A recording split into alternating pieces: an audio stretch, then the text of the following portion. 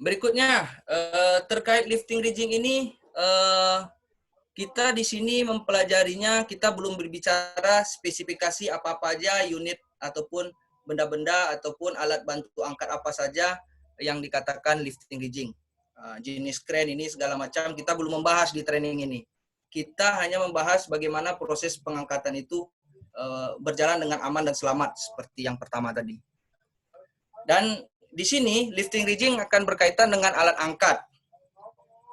Bagi pekerja konstruksi, baik konstruksi ringan, servis, dan lain sebagainya yang membutuhkan alat bantu angkat tadi. Selain alat bantu angkatnya dan operatornya, juga ada yang namanya rigger ataupun juru ikat. Dalam undang-undang itu ada, nanti kita bilangkan apa-apa aja dasarnya. Sebelum kita masuk, apa itu pengertian dari lifting rigging ini secara terperinci. Yang paling penting, tujuannya untuk mengingatkan kita bahwa ada potensi bahaya yang sangat tinggi ketika kita melakukan pekerjaan loading, unloading, ataupun lifting rigging ini. Angkat, mengangkat, mindah, memindahkan. Baik dari tempat yang tinggi ke rendah ataupun rendah ke tinggi. Seperti itu.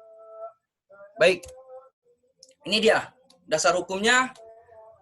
Ada beberapa dasar hukum yang bisa kita masukkan untuk proses yang akan kita lalui ketika kita akan melakukan pekerjaan lifting dan rigging. Yang pertama jelas Undang-Undang tentang K3 ya, nomor 1 tahun 1970. Undang-undang untuk lifting rigging itu kita bisa masuk pada Undang-Undang Permen nomor 5 tahun 1985 tentang pesawat angkat angkut, dan untuk persyaratan kualifikasi operator, kren ataupun riggernya itu juga ada di Permen nomor 1 1989 dan juga di Permen nomor 9 tahun 2010. Dan ada pendukung lain undang-undangnya. Ya, kalau kita berada di pekerjaan itu mengharuskan melintasi jalan umum, ada lagi Undang-Undang nomor 9 tahun 2009 tentang tata lalu lintas kita. Dan juga petunjuk pabrik atau manual book untuk barang ataupun equipment yang kita gunakan atau lifting gear yang kita gunakan untuk melakukan pengangkatan tersebut. Ini terkadang berbeda-beda dari setiap vendor ataupun setiap pabrik yang mengeluarkannya. Baik, di sini ada banyak pengertiannya. Ada banyak, kenapa? Karena di sini semualah pekerjaan lifting rigging itu berperan. Pertama, yang dinamakan lifting rigging adalah proses di mana muatan dipasang atau diikat, dipindahkan secara terencana dan sistematis dengan menggunakan alat mekanik atau peralatan khusus. Nah, itu dia bisa seperti kren, bisa seperti forklift, dan banyak segala macam yang bisa memindahkan loading unloading, baik dari rendah ke tinggi atau tinggi ke rendah, atau secara vertikal atau horizontal. Seperti itu. Berikutnya adalah peralatan alat angkut yang dikonstruksikan atau dibuat khusus untuk mengangkat, menaikkan, menurunkan seperti yang kita sampaikan tadi. Sama sebenarnya. 2, 3, dan 1 itu sama. Berikutnya adalah operator. Tenaga kerja yang mempunyai kemampuan memiliki keterampilan khusus dalam mengoperasikan pesawat angkat angkut ini. Ya, CEO seperti CEO OAC kah namanya, overhead crane, ataukah crane, mobil crane, forklift crane, segala macam. Yang harus menggunakan CEO untuk melakukan pengoperasian alat tersebut. Teknisi yang membantu pelaksanaan pemasangan atau pemeliharaan. Contoh kita bekerja ada teknisi, itulah yang namanya teknisi. Untuk mengangkut, memasang atau pesawat angkat angkut itu dan komponen-komponennya. Kadang ada tuh yang mobil keren, dia tidak bisa langsung, harus ada teknisi untuk merakitnya, seperti itu. Berikutnya, petugas adalah tenaga kerja yang mempunyai kemampuan memiliki keterampilan khusus di bidang pesawat angkat angkut yang terdiri dari juru ikat dan teknisi. Nah, ini dia. Teknisi dengan petugas hampir sama, cuman nanti dia beda tempatnya. Kalau teknisi memang dia khusus untuk mendirikan atau membuka atau mendismantling atau mengkopel komponen-komponen dari alat bantu angkat kita tadi. Seperti itu, baik dia tower, can, atau segala macam. Kalau juru ikatnya ini untuk mengikat atau memastikan yang dia lakukan untuk pengikatannya itu aman. Seperti yang diterakan di bawah juru ikat, di mana tenaga kerja yang mempunyai keterampilan khusus untuk mengikat barang. Nah, seperti itu. Nah, inilah petugas-petugas yang ada di proses pengangkatan tersebut beserta pengertiannya. Dan harus juga dilampirkan lisensi. Nanti kita bahas di slide berikutnya. Jadi walaupun dia berkategorinya dia mampu untuk melakukan pengangkatan, namun tidak ada lisensinya, dia tidak bisa dikatakan berkompetensi dalam bidang pengangkatan itu sendiri. Begitu dia. Lanjut kita Bapak Ibu ya. Berikutnya kualifikasi rigger. Yang pertama, dari undang-undang yang kita sebutkan tadi, rigger harus mempunyai kualifikasi. Seperti yang ini Pak. Kualifikasi ataupun syarat yang di Permen nomor 189 ataupun Permen nomor 9 tahun 2010. Nah, atas dasar itulah kita bisa mengatakan kualifikasi rigger. Baik itu dia tentang peralatan liftingnya, dia harus mengetahui, dia mengetahui muatan dan yang akan diangkatnya, area paparannya apa saja yang akan dia lakukan, terus muatannya, mengikat muatannya itu yang paling penting, dia harus bisa mengikat dengan aman dan selamat. Kualifikasi untuk operator, dia harus tahu meninjau ulang lifting plan kalau ada lifting plan-nya. Apabila pekerjaan lifting tersebut kritikal. Dan juga dia berpengetahuan tentang sinyal dan komunikasi. Contoh, seorang signalman memberikan aba-aba, dia harus paham aba-aba apa yang diberikan oleh signalman tersebut. Ataupun berkomunikasi via radio, dia harus tahu apa yang disampaikan via radio tersebut. Sehingga tidak miskomunikasi di situ. Perbedaan pemahaman antara operator dengan signalman-nya. Berikutnya juga secara visual kren. Baik kelengkapan rigging sebelum digunakan, dia inspek dulu ORDC secara visual. Seperti itu. Sehingga memang ready to use untuk digunakan seluruh alat lifting gear-nya. Dan juga dia harus bisa menganalisa hazard dan bahaya yang ada di sana. Dan juga harus mengetahui kapan waktunya untuk melakukan atau menerapkan SWA ataupun SSWA itu sendiri. Berikutnya, signalman. Kualifikasi dari signalman atau spotter adalah dia mengetahui ruang lingkup pekerjaan dan cara berkomunikasi yang bagus, yang satu pemahaman dengan operatornya sendiri. Berikutnya juga dia harus bisa memastikan izin yang berada di luar. Nah, jadi kadang ada yang lalu lalang orang, dia harus tahu. Ketika ada orang yang lalu lalang di area zone lifting, itu dia harus bisa mengatakan berhenti pekerjaan karena ada orang yang lalu lalang atau membilang kepada orang yang akan masuk untuk berhenti. Tidak boleh masuk seperti itu. Mungkin itu.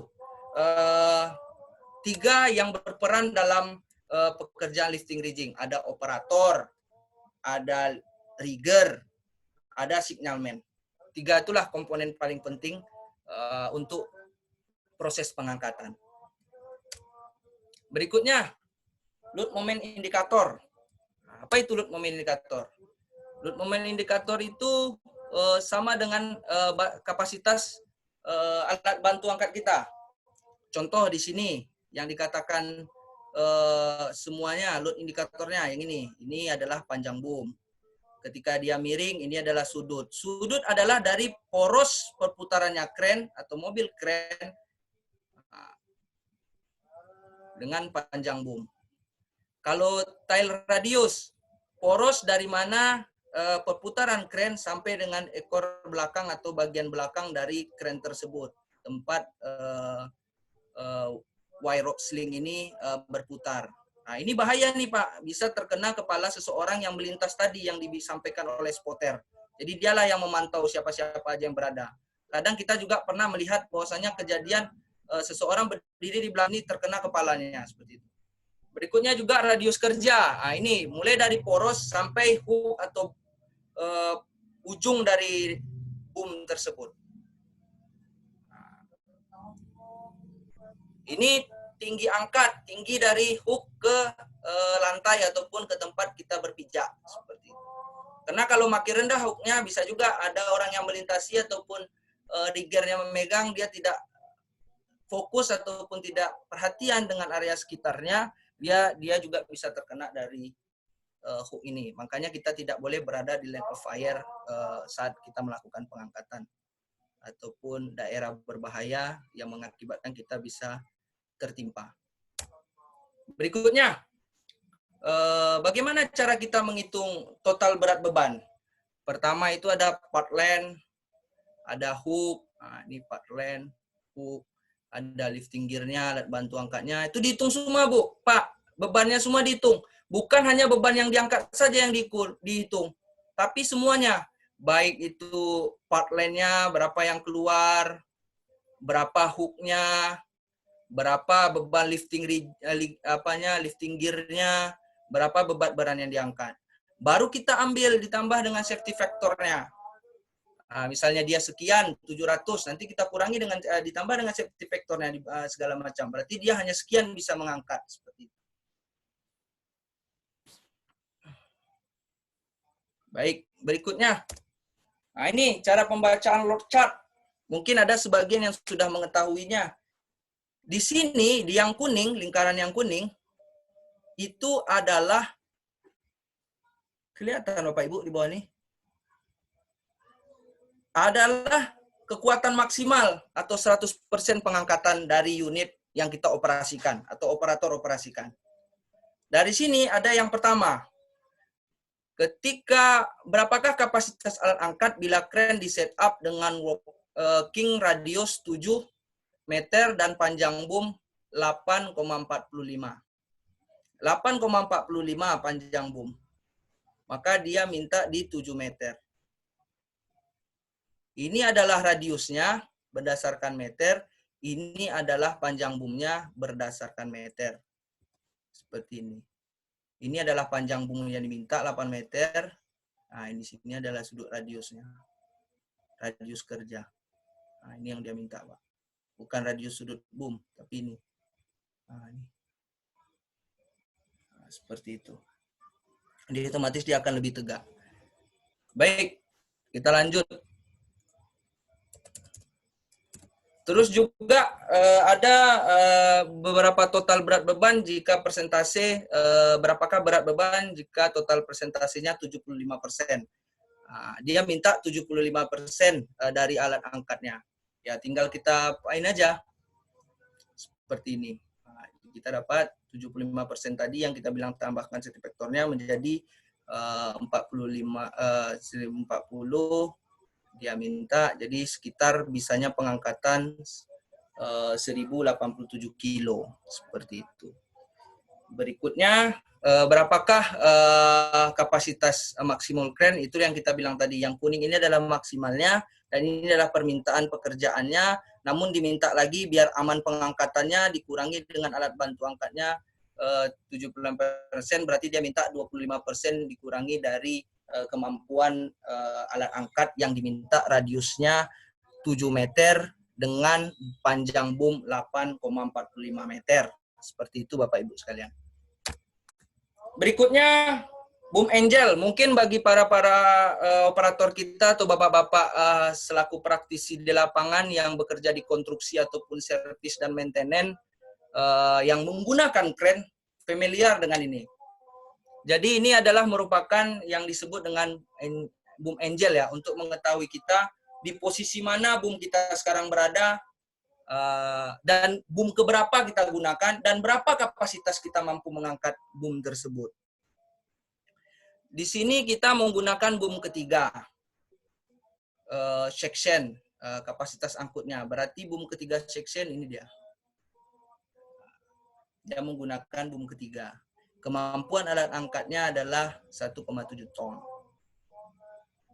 Seperti itu. Dengan radius yang diminta juga dengan sudutnya sekian derajat. Contohnya seperti itu. Tinggal kita saja yang mengatur lagi dan operator mengetahui bagaimana sistem pengangkatan tersebut dengan menggunakan lifting plan yang kita sampaikan tadi. Ini mungkin jarang kita ketemui Pak. Load meter juga, cuman yang otomatis. Nah, ini lebih enak kita membacanya karena semuanya sudah sistem digital. Langsung berapa sudut kita minta, langsung dia dapat. Dan ini lumayan cukup mahal kalau kerennya atau mobil kerennya sudah seperti ini gitu. Berikutnya setup kren. Nah, ini operator juga nih menghitung bagaimana setup kren itu yang aman. Dia harus memikirkan hook tegak lurus terhadap COG-nya, berapa tinggi pengangkatan yang akan dia lakukan, berapa level kerennya, terus semua outriggernya kondisinya full, paruh-paruh. Terkadang karena dia susah, dia ada penghalang, operator bisa menginikan, walaupun dia bisa memendekkan outriggernya, tapi itu sangat berisiko seperti itu. Yang aman untuk kita melakukan pengangkatan ketika outrigger kita itu terbuka dengan secara maksimal, full. Jadi jangan setengah-setengah, Pak.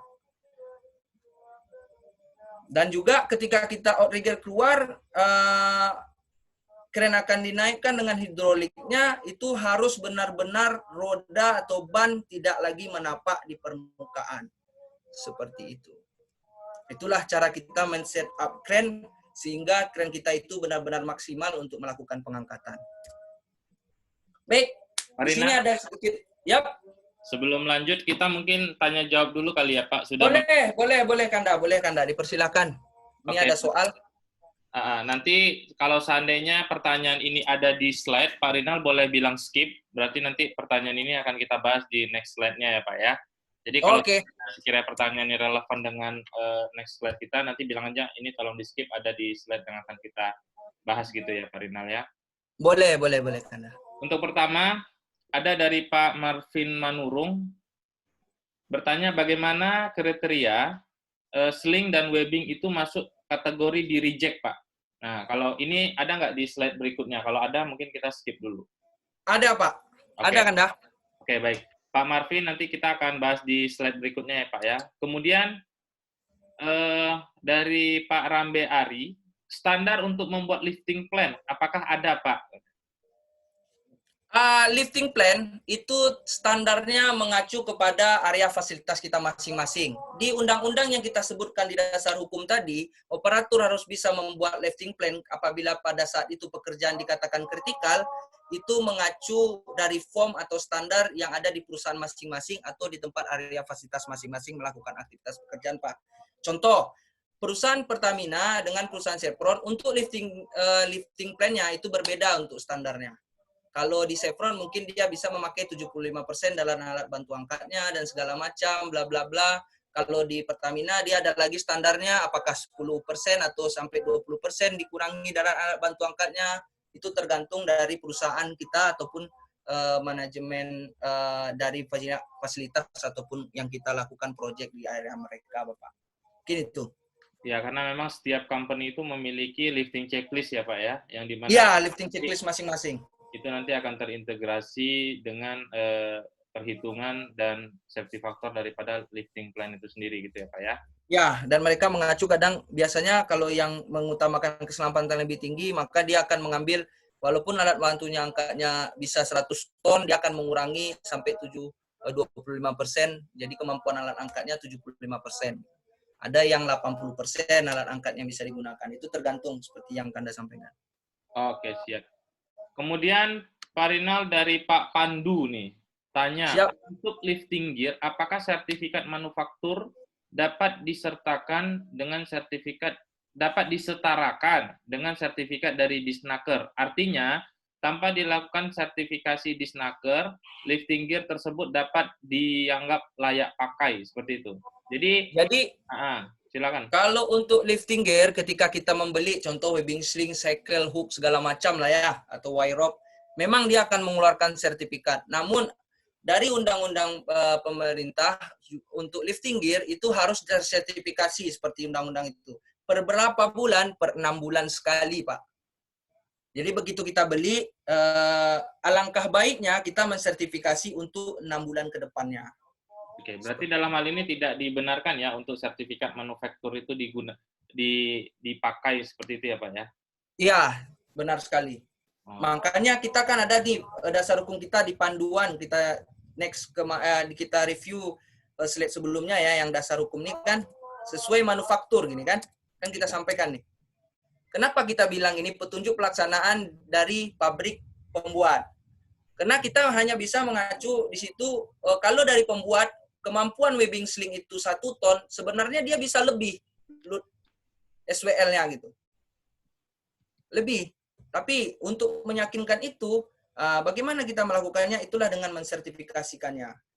Itu sebenarnya untuk jaga-jaga brandnya bahwasannya sekian meter atau sekian kilo atau sekian beratnya dia tidak bisa putus. Sebenarnya itu. Jadi undang-undangnya di mana kita akan melakukannya di sini. Di kualifikasi dan syarat-syarat operator dan alat bantu angkatnya. Itu dia Kanda. Oke, siap. Jadi memang pemeriksaan terkait lifting gear ini sangat penting ya, karena banyak sekali failure ya, kecelakaan itu justru bukan hanya dari alatnya saja, tapi alat angkutnya atau lifting gear-nya juga sering sekali gitu ya. Makanya jadi konsen tersendiri gitu ya Pak Rinal ya. Iya, siap. Makanya itu menjadi konsen untuk pengangkatan ini, semua alat untuk bantu angkatnya tersertifikasi tentunya. Ya, terlebih nanti apabila pengangkatan itu masuk kategori critical lifting gitu ya Pak Rinal. Benar ya? sekali, Kanda. Benar sekali. Akan lebih ketat lagi untuk persyaratannya, seperti itu ya. Ya, benar, Kanda. Oke, baik. Kemudian lanjut, ada dari Pak Jerry Yohanes, pada saat parkir unit crawler crane, perlu dipasang grounding nggak, Pak? Berarti boomnya apa? Grounding? Jadi gini, unitnya adalah crawler crane. Pada saat parkir, itu perlu dipasang grounding. Berarti boomnya tegak tuh? Tower Crawler itu yang dia besi bannya. kalau dia parkir, apakah kalau grounding crane kalau itu dia tidak, kecuali dia berdiri boomnya Pak, apa Kanda? Kalau berdiri boomnya, ya. Dia harus dipasang, tapi itu tidak distandarkan. Jadi itu masuk di materi kita, sebenarnya itu masuknya nanti di jenis crane. Makanya saya bilang, bagaimana safe yang aman ketika kita menggunakan crane ini, cara markirkan dan segala macam. Jadi ini bukan bagian dari sini. Tapi tidak apa-apa, saya jawab aja sedikit. Arti kata, kalau dia tegak itu tidak boleh.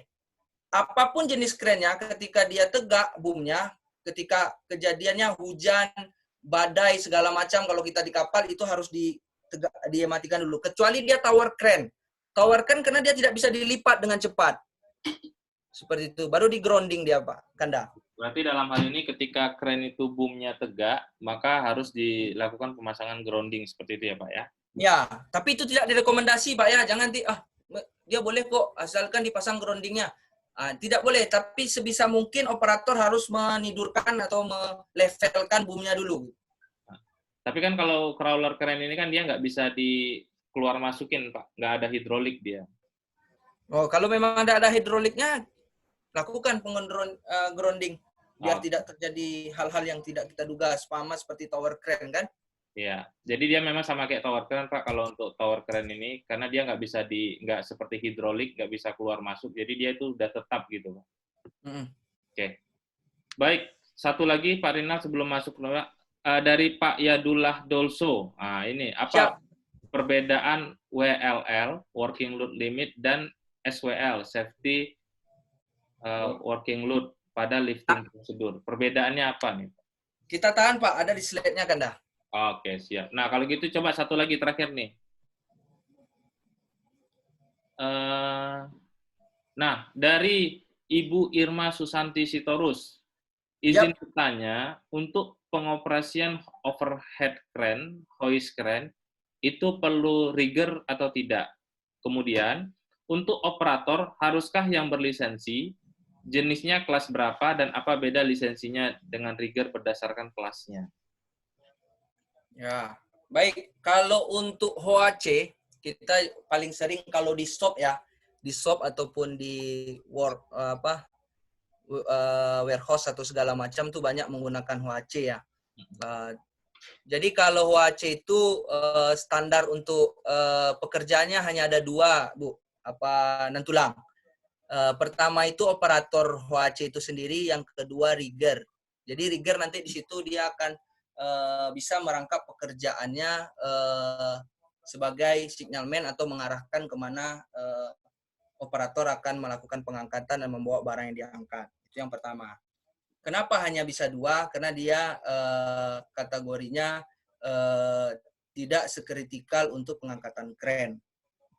Kenapa tidak kritikal? Karena pengangkatannya biasanya rutin itu aja pekerjaannya. Pindahkan barang datang ke tempat mau dikerjakan atau mengangkat barang yang sudah ready ke tempat yang akan dibawa user ataupun customer dari perusahaan tersebut. Lisensinya bisa kelas 2, bisa kelas 3 atau plus kelas A atau kelas B gitu. Dan lisensinya berbeda antara rigger dengan operator. Rigger memang rigger nanti tertulis di situ di lisensi kita. Operator ya operator, alat angkat angkut di lisensi kita seperti itu. Berarti dalam hal ini diwajibkan nggak harus ada rigger dalam OHC itu, Pak Rinal? Diwajibkan Ya? kan ya? Karena kita tidak boleh berpegang atau menyentuh benda yang kita angkat langsung. Karena pernah suatu kejadian ketika kita memegang benda yang kita kerjakan tanpa ada yang mengikat, itu yang berbahaya tuh. Dia ayunannya itu. Jadi nanti riggernya untuk OHC dia akan memakai tagline. Tagline yang dimana dia bisa mengarahkan ayunan atau hentakan dari benda tersebut sehingga dia tidak terkena dampaknya. Atau orang lain di sekitarnya tidak terkena dampak dari ayunan ketika kerja atau pekerjaan itu dilakukan, loading unloading. Oke, baik, Pak Rinal. Karena kita di Chevron ataupun di Pertamina itu banyak menggunakan itu. Jadi kita mengambil rigger sebagai pendamping operator. Oke, baik. Jadi udah jelas ya, Ito Irma, bahwa memang lisensinya harus ada, operator kren dan riggernya. Kemudian jenisnya ya memang jenisnya adalah kren overhead, dan kemudian kelasnya bisa kelas 3 atau 2. Sebenarnya perbedaan kelas daripada operator itu ada di Permenaker nomor 9 tahun 2010 terkait klasifikasi dan klasifikasi daripada operator itu sendiri, seperti itu. Jadi kalau memang OHC-nya kecil mungkin bisa dipakai kelas 3, ya levelnya seperti itu ya. Oke, baik. Bapak Ibu sekalian, di chat kita udah kirimkan form absen ya. Mohon sambil paralel nanti form absennya bisa diisi dulu untuk sebagai bukti evidence kita malam ini ya. Karena terkadang teman-teman itu lupa, karena di mana-mana kita pertanggungjawabannya training itu adalah selain kami record ya, ini akan kami record juga, jadi nanti yang join di tengah-tengah bisa review lagi di YouTube, kita akan upload ke channel kita. Tapi untuk Bapak Ibu yang hadir, tolong kita udah kirim linknya, jadi nanti tolong dilakukan absen. Oke, baik Pak Rinal, silakan dilanjut lagi materinya, Pak Rinal. Baik, kita lanjut ya Bapak Ibu sekalian.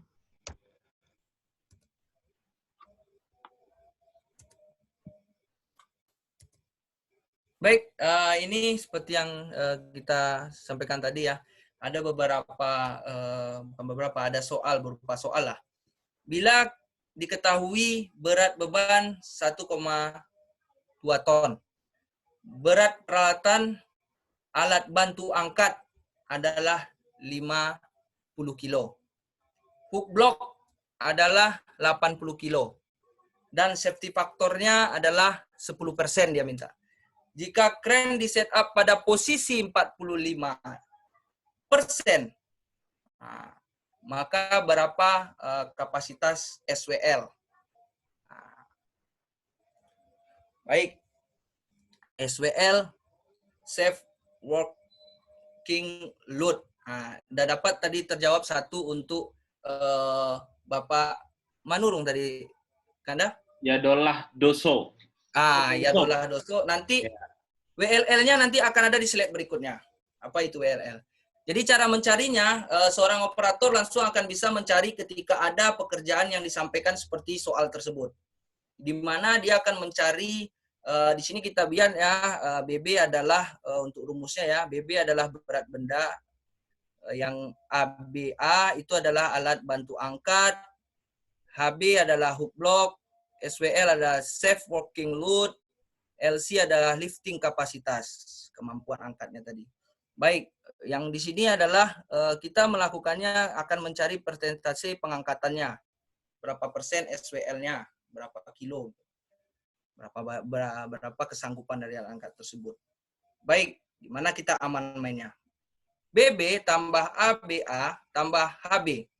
Di mana 1,2 ton BB-nya ditambah dengan berat alat bantu angkatnya, ditambah dengan bloknya. Hook blok yang tergantung tuh, kayak mata kail pancing. Ditambah dengan safety factor. Di mana kita dapat safety factor ini? Ketika 3 ini kita tambah menjadi 1.330 kilo, langsung di 10%-kan menjadi 133 kilo per SWL. Kita akan mencari SWL-nya. Di sebelah sini 45% persentase pengangkatan. Seperti itu. Jadi nanti kita tengokkan di mana persentase itu didapatkan.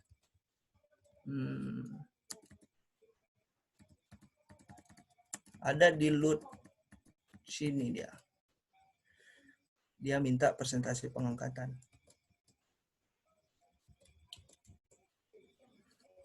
Dia minta alat bantu angkatnya itu persentasenya 45% dalam alat bantu angkatnya. Seperti itu. Di load meter yang kita lihatkan tadi. Baik, berikutnya.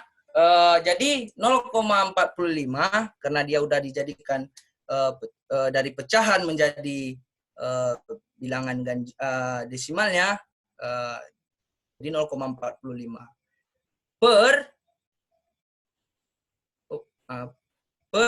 jadilah SWL-nya 3251 kilo. Inilah yang bisa diangkat dengan kemampuan angkat.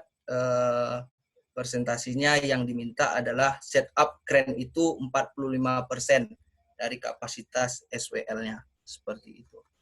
Inilah safe working load-nya. Disitulah amannya dia melakukan pengangkatan ketika dia minta setup crane-nya 45%. Seperti itu. Baik, kapan situasi pekerjaan itu bisa dihentikan? Yang pertama, seperti disampaikan tadi, kilat petir di sekitar lokasi kerja. Kalau kita di kapal, itu kita harus kecepatan angin. Kita prediksi juga kalau dia lebih dari sekian, lebih besar dari 56 kph, itu kita harus menghentikan. Atau tinggi ombak, ini kalau yang di kapal nih, lifting plan dan riggingnya rusak atau cacat, alat bantu angkat kita rusak, pekerja memberikan sinyal berhenti darurat, seorang signalman ataupun orang yang berada di sekitar situ seperti mandornya atau supervisornya menggunakan emergency stop. Seperti itu. Itu ada orang yang masuk di area lifting zone kita, daerah berbahaya untuk melakukan pengangkatan. Itu juga harus diberhentikan. Kenapa? Karena orangnya tidak authorized person dalam melakukan kegiatan tersebut. Berikutnya, load identification. Ada bentuk-bentuk benda yang akan kita lakukan pengangkatan. Ada yang persegi, ada yang silinder, ada juga kombinasi. Banyak dia barang-barang yang kita angkat. Jadi untuk ini semua kita harus tahu dulu berapa volumenya. Itu yang paling penting. Apapun benda yang kita angkat, operator pasti akan lebih tahu dulu apa-apa saja benda yang akan diangkat dan berapa volume atau beratnya dari benda tersebut. Contoh lagi, ada beberapa soal. Kalau dia silinder, benda mempunyai dimensi seperti gambar, yakni diameternya adalah 70 cm. Dan tingginya adalah 1,75 meter. Berapa beban yang bisa beban tersebut diisi dengan air?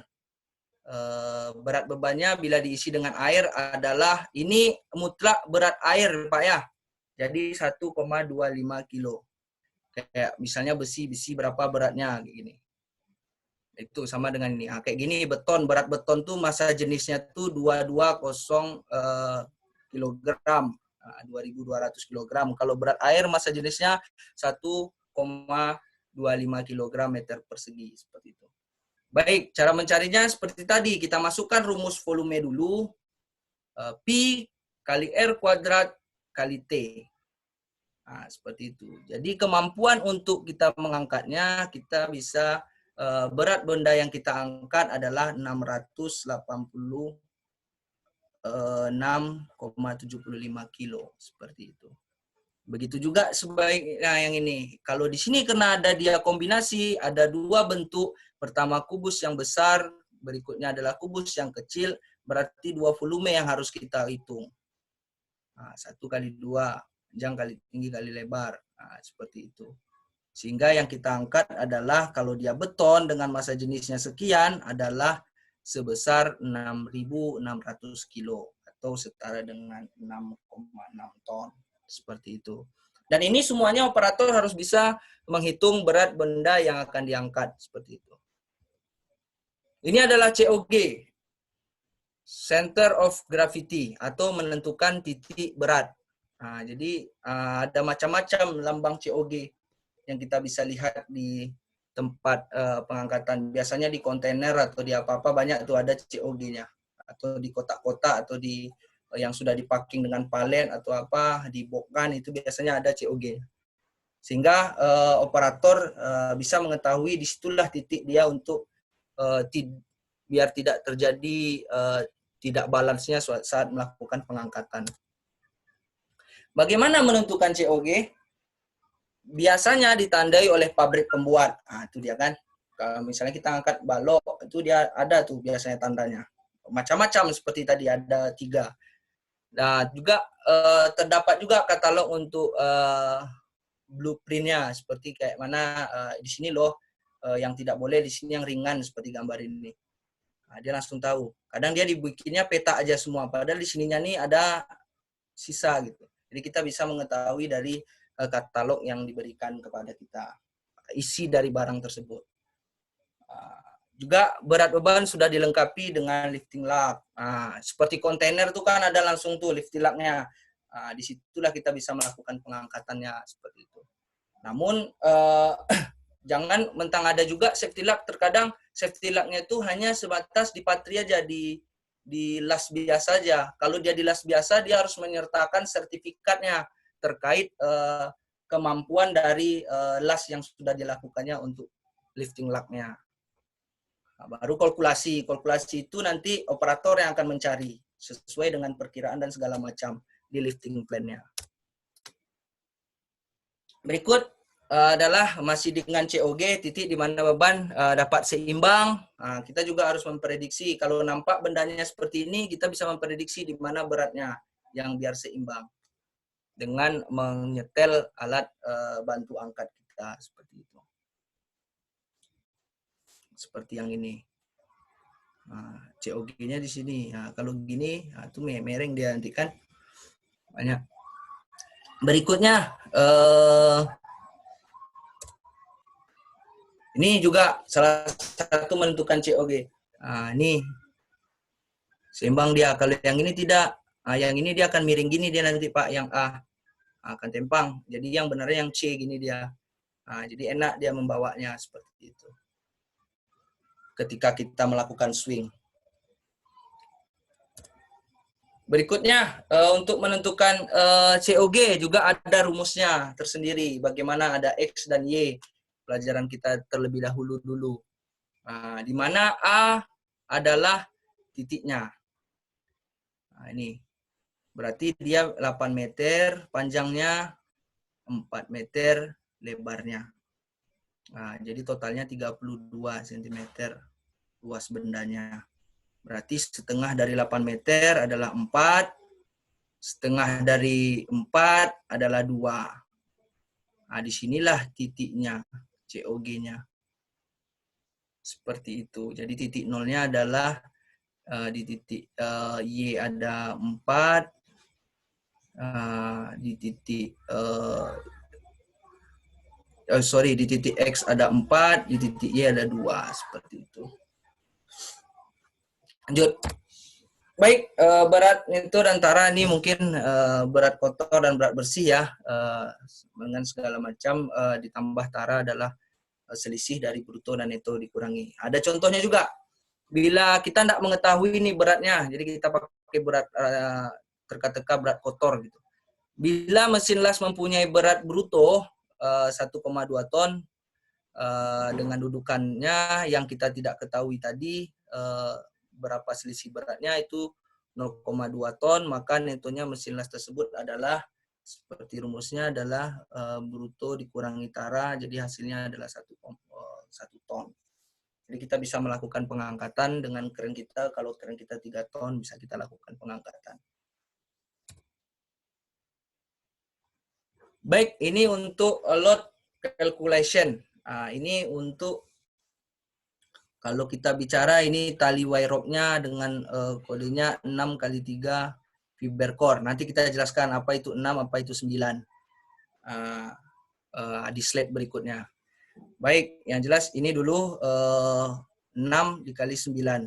Jadi kemampuannya seperti ini. Di mana nominal diameter 1,3 cm, yang ini dijadikan dulu sentimeter dan baru kita bisa mengukur berapa kapasitas yang bisa kita angkat dengan kemampuan yang dia minta. Dari bawah ini tabel di atas tali wire rope 6 kali 3 fiber core. Nominal diameternya adalah 1,3 cm. Panjang 300 meter. Maka berat tali adalah, jadi itu tali core yang kita gunakan. Strain-nya berapa. Hitungannya adalah di mana ini adalah kita sesuai load-nya adalah di 63 kg. Maka dia minta itu di 100. Seperti ini di 100, dia mintanya di satu ini adalah 63. Berarti kalau di 300 kalikan aja 3 dikali 63 sama dengan 189 kilo. Dan biasanya juga operator kita bisa mengetahui membaca keinginan dari ataupun berapa berat alat bantu angkat itu sendiri. Berikutnya ini dia lifting gear. Identifikasi. Nah, ini dia WLL. Terjawab Bapak ya. Working load limit. Batas angkat. Kalau tadi aman untuk melakukan pengangkatan, kalau ini batas untuk melakukan pengangkatan. Terkadang kita pada saat melakukan pengangkatan dengan menggunakan cycle, itu tidak mengetahui kadang mau sampai di sini dia Pak. Padahal batasannya adalah sudut yang ini. Lewat dari lengkungan ini itu tidak boleh. Itulah tandanya working load limit. Batas kita bisa melakukan pengangkatan dengan menggunakan ini. Jadi kalau udah kelewatan di sini misalnya webbing sling kita pakai. Di sini webbing slingnya nih, dekat tikungannya ini. Tidak boleh. Dia harus sejajar ini yang boleh. Kenapa? Karena dampaknya nanti wire rope sling atau wire rope kita atau webbing sling kita tuh bisa cepat aus ataupun putus. Itulah kenapa kok cepat kali ya berbulu webbing slingnya atau wire rope-nya kok cepat kali rusak. Itulah gara-gara working load limitnya terlewatkan sampai mau ke sini kita pakai. Di sini tak boleh nih Pak pakaian gitu. Nanti ada di slide berikutnya. Jadi dalam cycle ini ada beberapa dia. Ada di sini ABC ini adalah merek ataupun manufaktur dari perusahaan yang membuatnya. Ada di sini 30 ton, 30 T itu adalah batas work limitnya, 30 ton. Jadi dia 30 ton di sini. Seperti itu. Berikutnya adalah sudut maksimalnya 45 derajat. 45 derajat. 45 derajat itu maksimumnya 30 ton. Kalau dia tidak 45 derajat berarti dia lebih besar sudutnya, berarti dia lebih kecil. Dia semakin besar sudut kita, semakin kurang beban angkat kita. Gitu. Seperti itu. Sama juga semakin panjang boomnya, semakin kurang beban angkat kita. Itu sih. Ini ukurannya, ukuran diameter ini yang 1,5 inci. Gitu. Lanjut. Ini dia tadi. 6 kali 9 tadi dia minta Pak ya. Ini dia. Yang dimaksud dengan 6 itu adalah strain. Strain itu adalah kawat yang melapisinya. Ini strain. Nanti ada lebih jelas lagi. Ini biar nampak dulu strain. Satu gumpalan ini namanya strain. Berarti dia ada 6. 1, 2, 3, 4, 5, 6. Inilah strain namanya. Yang dia minta tadi 6 strain. Kali 9. 9-nya di mana? Ini 19. 19 itu yang ini, inti dalamnya, yang wire-nya. Per wire. 1, 2, 3, 4, 5, 6, 7, 8, 9, 10, 11, 12, 13, 14, 15, 19. Baru ini inti core-nya. Seperti itu. Ini adalah tipenya. Independent wire rope core. Yang tadi dia minta yang lain seperti itu. Apa tadi dia minta seperti itu. Jadi operator pasti langsung tahu bahwasanya kalau dia minta 6 kali 9, 6 kali sekian, dia langsung bisa tahu karena dia sudah mengetahui berapa strand kalau dia menggunakan wire rope pada saat melakukan pengangkatan. Nah, ini dia komposisinya. Ada core-nya, ada strain-nya. Ini dia katakan strain tadi, Pak. Nah, yang ini, yang strain yang ini nih, ini dia. Nah, ini wire-nya yang ada 19 dalam satu strain ini. Nah, baru intinya. Inti dari wire rope ini tadi. Baru setengahnya, sama dengan tengahnya itu. Satu lay. Bentangan. Ada yang 2 lay di dalam nih, Pak. Ada yang 3, tergantung wire rope yang kita gunakan dan apa yang akan kita angkat. Jadi makin beban yang diangkatnya makin bisa lebih tinggi lagi. Berikutnya ini kerusakan yang kita sampaikan tadi, Pak. Kerusakan ketika wire rope kita atau tali kawat baja kita itu rusak. Nah, ini udah rusak nih wire-nya sebanyak 6 helai wire-nya rusak ditambah dengan 3 helai wire rope-nya sudah putus. Nah, ini sudah tidak bisa kita gunakan. Seperti itu, Pak. Memang ada teknik penyambungan, itu biasanya nanti kita akan pelajari di waktu operator crane dan rigger biasanya untuk melakukan bagaimana caranya menjalin ataupun, dan kalau menjalin itu sih sebenarnya tidak direkomendasikan, cuma nanti untuk pengangkatan yang jauh di bawah itu mungkin bisa dilakukan, tapi tidak direkomendasikan seperti itu. Baik, ini untuk sling ada cara pembacaan di tag. Biasanya kalau kita beli manufaktur seperti yang disampaikan tadi, ada penjelasan ini. Ini contohnya kalau dia pengangkatan basket, kemampuannya 7,8 ton.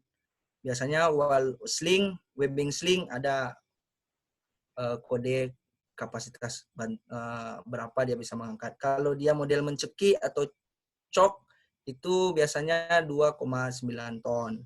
Kalau dia model vertikal, pengangkatannya itu bisa menjadi 3,9 ton.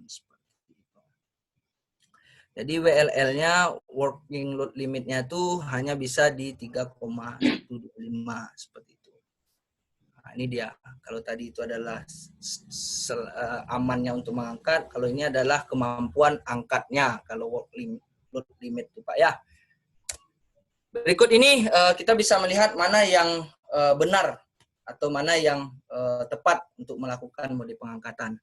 Bisa nanti kita menelaah dari pengertiannya ataupun dari penjelasannya. Jika sudut kaki sling semakin besar, maka tenaga kaki sling akan juga akan semakin besar, sehingga menurunkan kemampuan sling. Jadi itu yang saya bilang tadi, Pak. Kalau sudutnya makin lebar, maka kemampuan sling tersebut makin menurun. Kalau makin kecil sudutnya, maka kemampuannya akan semakin besar. Contoh di C, ini tegang kali, nanti bisa putus. Itulah work-nya itu sudah lewat apanya untuk pencentelannya atau segala macamnya itu. Jadi itu yang bikin haus dan juga gesekannya. Karena tarikannya tadi semakin keras atau tegang, kencang. Kalau yang ini, yang ke gambar kedua, jika sling tertekuk kayak gini, terpatah. Ini akan merusakkan fisik sling. Nah, itu dia makin sudut, makin sudut. Jadi yang B ini yang benar. Kalau udah kayak gini kejadian ini, pakai satu sling dan nih, Pak, pakai sekel. Dia bagusnya pakai hook lagi ke sekel. Jadi agak lebih aman. Ini dia menggunakan 2 sling sehingga tidak terjadi banyak kali lekuk-lekukan saat melakukan pengangkatan. Ya, kalau dia bisa pakai 2 bisa, tapi dia akan berkurang kemampuan alat angkatnya seperti yang kita sampaikan karena dia sudah tertekuk. Berikutnya yang ini yang benar adalah yang A. Ya, dia tidak boleh mengenai pinnya. Bisa saja seperti yang disampaikan, ketika bergerak di posisi pada pin sekel maka dapat mengakibatkan kuncinya kadang goyang-goyang. Ya, kadang ada juga dikasih pin di sini. Namun ini akan mengakibatkan cepat haus pinnya seperti itu. Jadi yang benar adalah cara pengangkatan. Biasanya rigger juga mengetahui cara pengikatan ini, tidak hanya operator. Baik, disinilah rigger bekerja, signalman bekerja seperti itu. Signalman bekerja memberikan komunikasi kepada operatornya.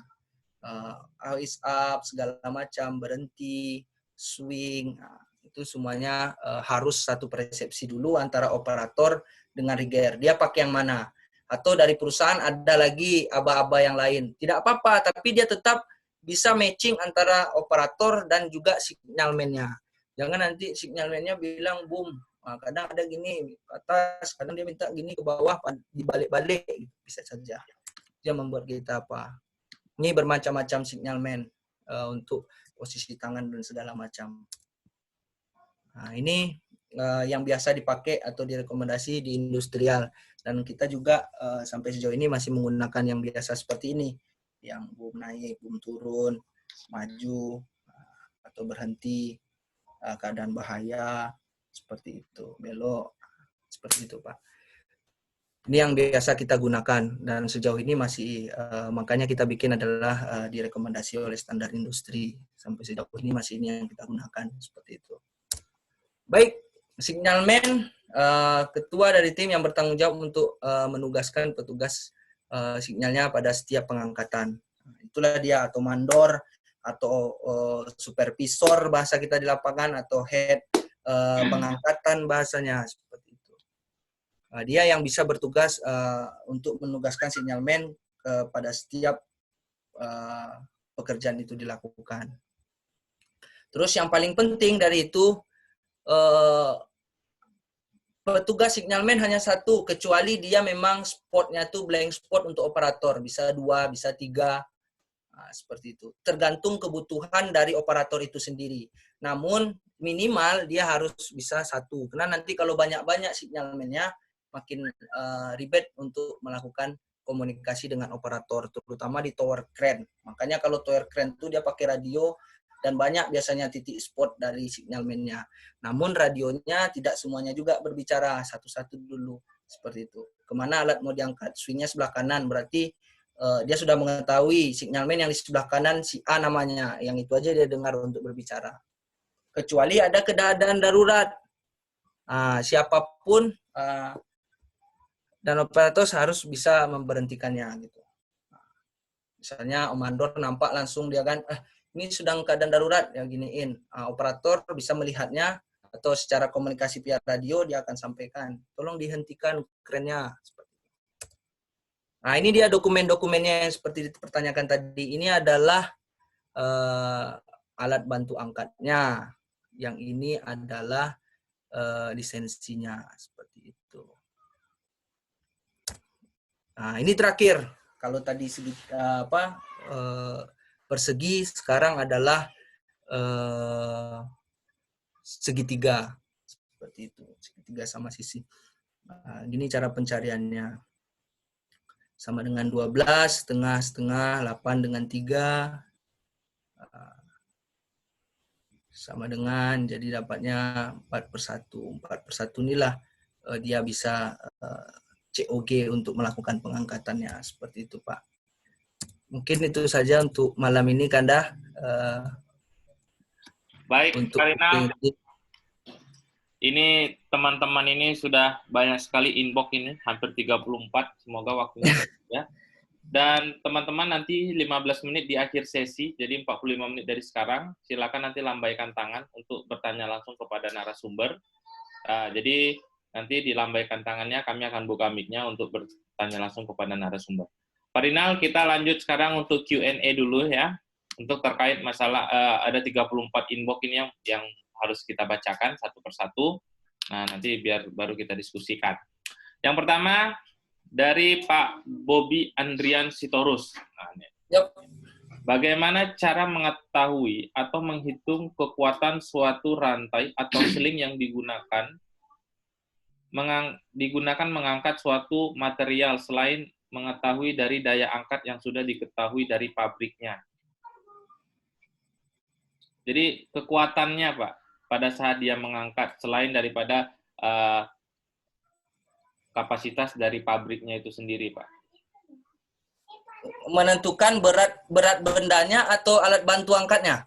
Kekuatan alat bantu angkatnya.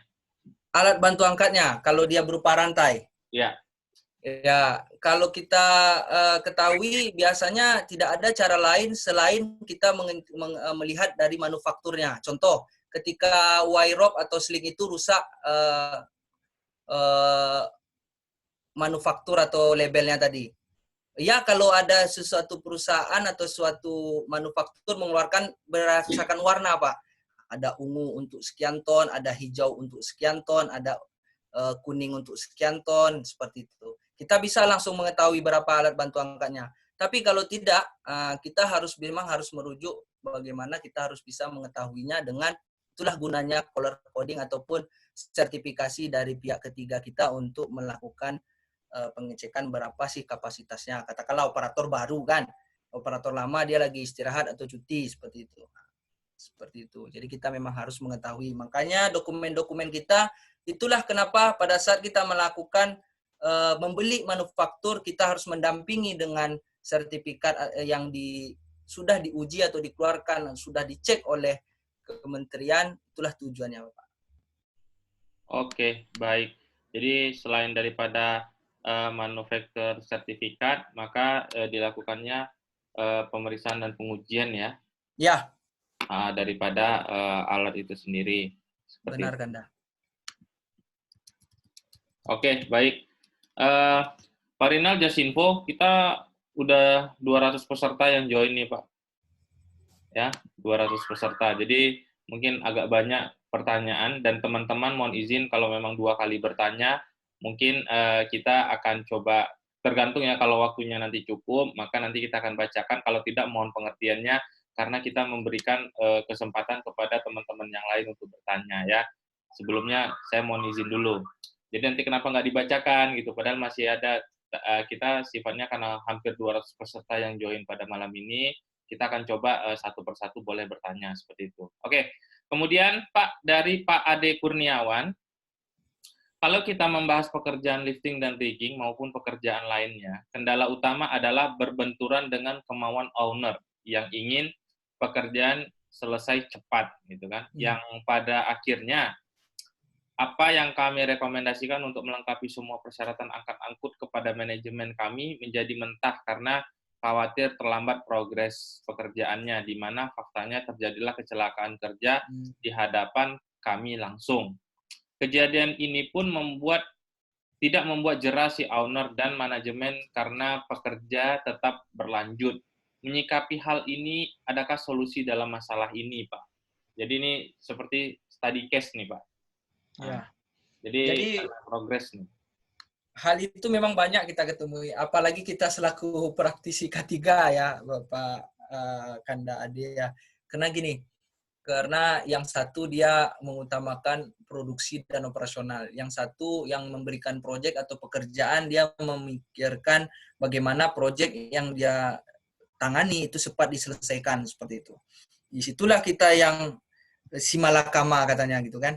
Ya. Tapi tetap ketika kita ingin mendapat solusinya, biar kita juga aman selaku praktisi K3, kita minta pernyataan dari owner kita ataupun user kita bahwasanya ketika terjadi hal-hal yang tidak kita inginkan, beliau sudah siap untuk bertanggung jawab. Seperti itu. Itu solusi yang bisa kita lakukan. Kenapa? Karena tidak semua semerta-merta bebannya nanti ketika kita sudah sampaikan ini bla bla bla, kita harus standarnya seperti ini, kemampuan alat angkat kita seperti ini, kren kita seperti ini, mobil kren kita harus buka outriggernya sekian, sementara operator kita tidak bisa mengangkat kalau dia tidak buka outrigger, kita minta surat pernyataan aja, Pak. Mohon dan minta pengertian dari user kenapa surat ini kita buat. Seperti itu aja kita bisa lakukan, Pak. Karena yang sudah-sudah kita juga melakukan hal yang sama. Seperti itu. Iya, karena memang keterbatasan dari power dan budgeting juga ya. Iya, benar. Biasanya kalau di lapangan itu hanya level officer ya kan, sehingga terkadang harus mengajukan dulu kepada project manajernya, ataupun kalau di konstruksi itu ada beberapa yang belum menerapkan SWA ya, jadi berbenturan sekali seperti itu. Jadi memang surat sakti lah terakhir ya yang akan kita keluarkan untuk mengamankan kita.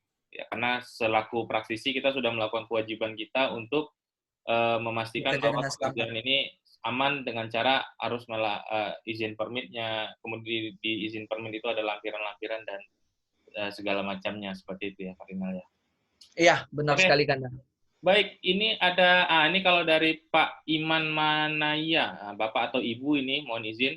Itu beliau memberitahu bahwa Permenaker nomor 1 tahun 89 tidak berlaku lagi setelah dikeluarkannya Permenaker nomor 9 tahun 2010. Nah, jadi untuk teman-teman, Permen nomor 9 tahun 2010 lah yang berlaku ya. Jadi Permen Ya, 189 tidak dijadikan referensi. Ini terkait klasifikasi operator alat angkat angkut ya, teman-teman. Jadi nanti dalam membuat SOP lifting operation itu mengacu kepada Permenaker nomor 9 Permenaker nomor 2010. Karena tadi 2. di slide Pak Rinal di awal ya, ini informasi Iya, tambahan benar sekali Kanda. Bapak atau Ibu Iman Mania. Siap, Oke, siap. kemudian dari Pak Yuga Praina Pawitra. Bapak atau Ibu mohon izin takut salah. Apakah standar LOLER digunakan dalam regulasi lifting di Indonesia? Roller di lifting Indonesia, Ya, roller crane. Kalau sejauh ini yang saya tahu yang sering digunakan itu yang paling banyak ditangani yang saya tengok ya untuk pekerjaan-pekerjaan kita memang kayaknya mobil crane dan segala macam. Kalau roller crane apakah dibolehkan di Indonesia itu saya belum mengetahuinya karena yang saya dapatkan baru tower crane, mobil crane dan segala macam. Contohnya kayak di HKI kita juga mengangkat girder, nah itu kita juga menggunakan mobil crane seperti itu. Karena kita juga ada di situ untuk menghitung berapa berat girder dan berapa crane yang dibutuhkan untuk pengangkatan, berapa SWL yang diperlukan seperti itu. oke, siap. Hmm. Oke, kita lanjut. Ada pertanyaan nih dari Pak Nuzul Sandria Sasra. Terkait hoist barang di gedung bertingkat, bagaimana menyikapi suatu perusahaan yang menghiraukan izin dan tidak konsultasi dengan ahli K3 dalam hal pembangunan hoist tersebut, baik dalam hal konstruksinya secara mekanikalnya dan endingnya hoist tersebut dari kriteria Permen Ketenagakerjaan RI nomor 6 tahun 2017 tentang K3 elevator dan eskalator. Apakah ini relevan dengan materi malam ini, Pak Rino? Tidak relevan. Itu yang saya sampaikan di awal tadi. Yang ini kita bagaimana standar pengangkatan bukan bicara untuk kritikal. Itu kan masuk kritikal pengangkatannya orang nanti dan segala macam. Ya. Nah, itu nanti beda lagi nanti untuk pembahasan kita, Bu. Mungkin nanti JEB Konsultan akan melakukan training-training lagi terkait ini baik in-house ataupun nanti via seperti ini lagi. Nanti itu bisa kita koordinasikan. Karena memang karena Permenaker untuk elevator eskalator ini memang baru keluar untuk ahli baru keluar benar eskalator elevator ya, sehingga memang itu tidak relevan dengan angkat angkut yang kita maksud untuk operasional angkat angkut di dunia pekerjaan kita ya, Pak Rinal ya. Ya, benar sekali. Mohon izin Pak Nurul. Kemudian ada dari Bapak atau Ibu Ana RJ. Untuk pemeriksaan visual crane dan lifting gear, siapa yang bertugas untuk menginspeksinya? 1. Kemudian, meliputi apa saja pemeriksaannya? Apakah perbedaan antara pemeriksaan visual mobile crane dengan hoist crane? Jadi, ini pemeriksaan visualnya siapa yang melakukan, kemudian apa-apa saja yang diperiksa, perbedaan pemeriksaannya apa antara hoist dan mobile crane, Pak Rinal? Ya, untuk pemeriksaan dilakukan oleh operator ataupun rigger yang melakukan atau yang mengetahui kemampuan alat angkatnya dan apa-apa saja alat bantu angkatnya. Dia biasanya melihat kalau kayak webbing sling, ada ndak bulu-bulu yang keluar, atau wire rope tuh ada ndak kawatnya yang udah putus.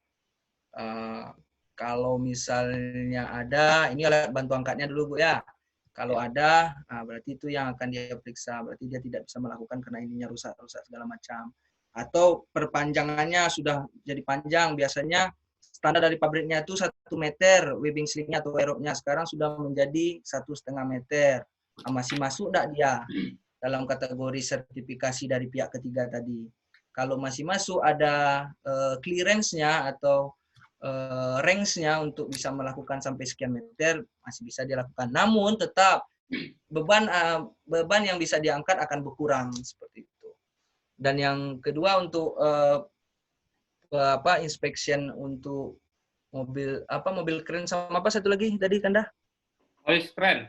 Hoist crane. Kalau HC itu perbedaannya dia di switch-nya. Kalau itu dia di switch-nya dan strain-nya atau wire yang keluar. Selebihnya kalau di mobil keren itu hampir seluruhnya.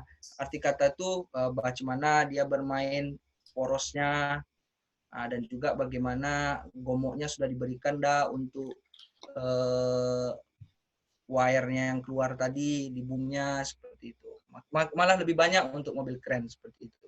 Biasanya ketiga kita akan ada standarnya sesuai dengan peraturan yang kita sampaikan di dasar hukum tadi. Memang tugas dari operator dan rigger lah yang melakukan inspeksi alat-alat yang dia gunakan. Operator di unitnya, rigger di alat bantu angkatnya, seperti itu.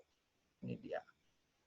Jadi dia harus mengetahui di situ dia bagaimana. Kalau tidak dia untuk melakukan pekerjaan hari itu dia tidak ready to use dong unitnya, seperti itu. Tapi itu secara visual saja inspeksinya. Gitu dia.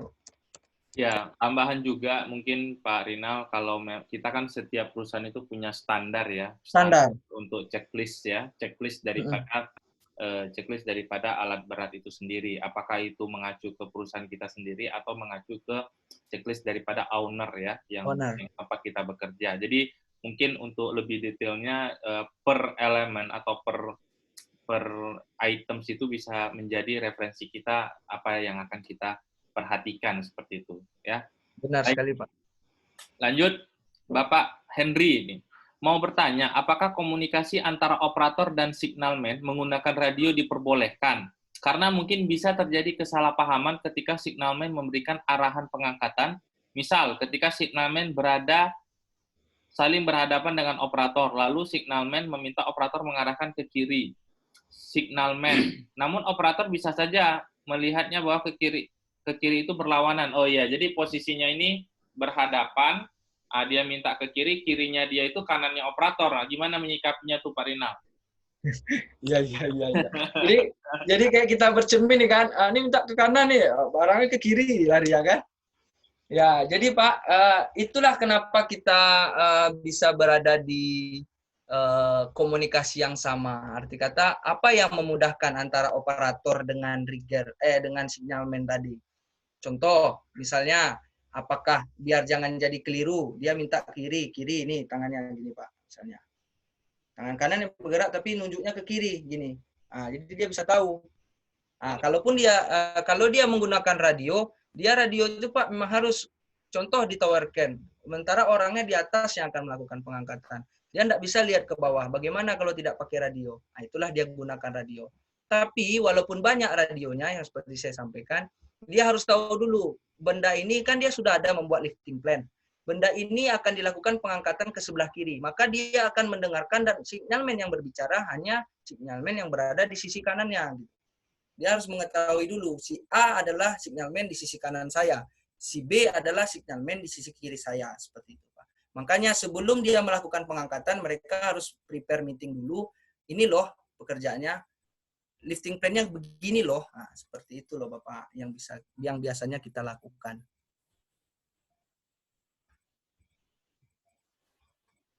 Oke, baik. Ya, memang itu praktikal di lapangan itu unik ya. Ya, unik, banyak. Banyak sekali unik. Jadi memang kita harus membuat suatu standar terlebih apalagi kalau memang kerennya itu kita rental. Waduh, itu lebih pusing lagi. Kalau kerennya itu milik kita, mungkin operatornya udah kita training ya, operator, rigger dan segala macamnya. Tapi kalau kerennya itu kita rental, nanti berdebat dengan yang ada antara si peminjam sama si pemilik gitu. Ya, itu seperti itulah. Tapi seperti itu. Baik, makasih Pak Rinal. Kita lanjut lagi.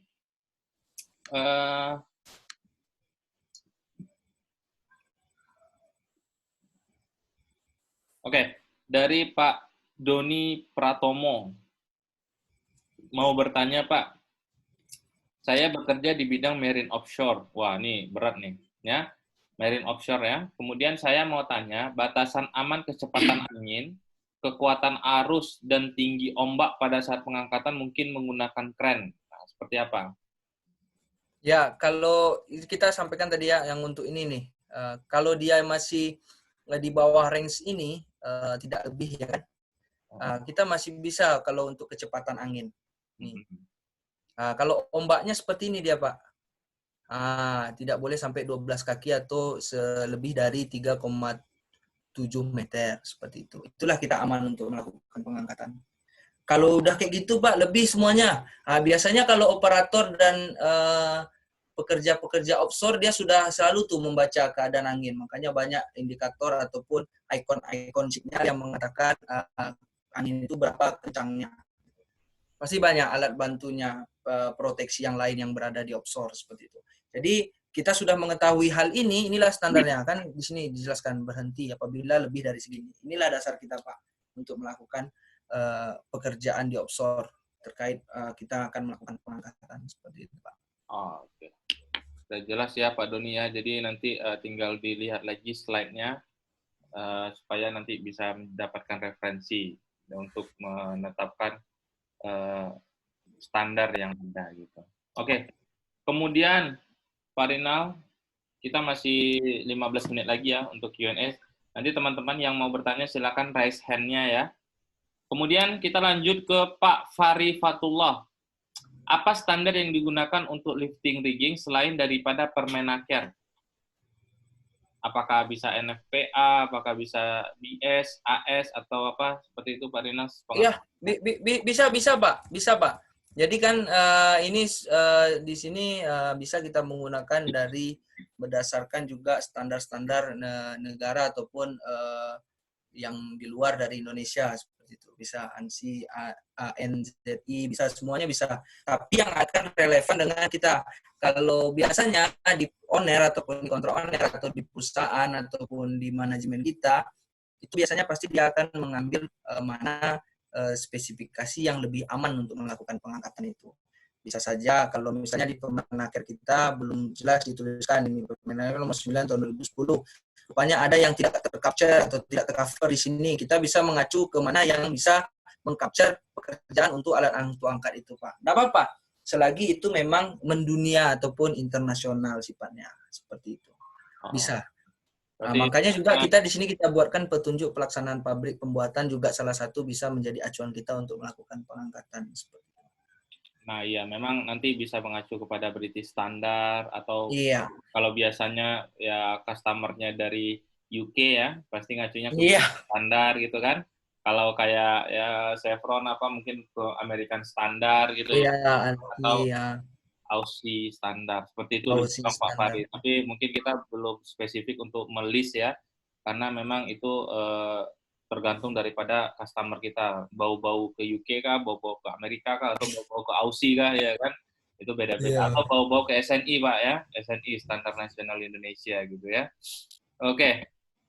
Kita lanjut lagi, Bapak atau Ibu Vita nih. Bapak atau Ibu Vita, mohon izin, lisensi rigger itu sama dengan, apakah yang dimaksud dengan signalman, Pak? Rigger sama nggak? Lisensi signalman sama rigger sama, Pak. Sama ya? Iya, sama.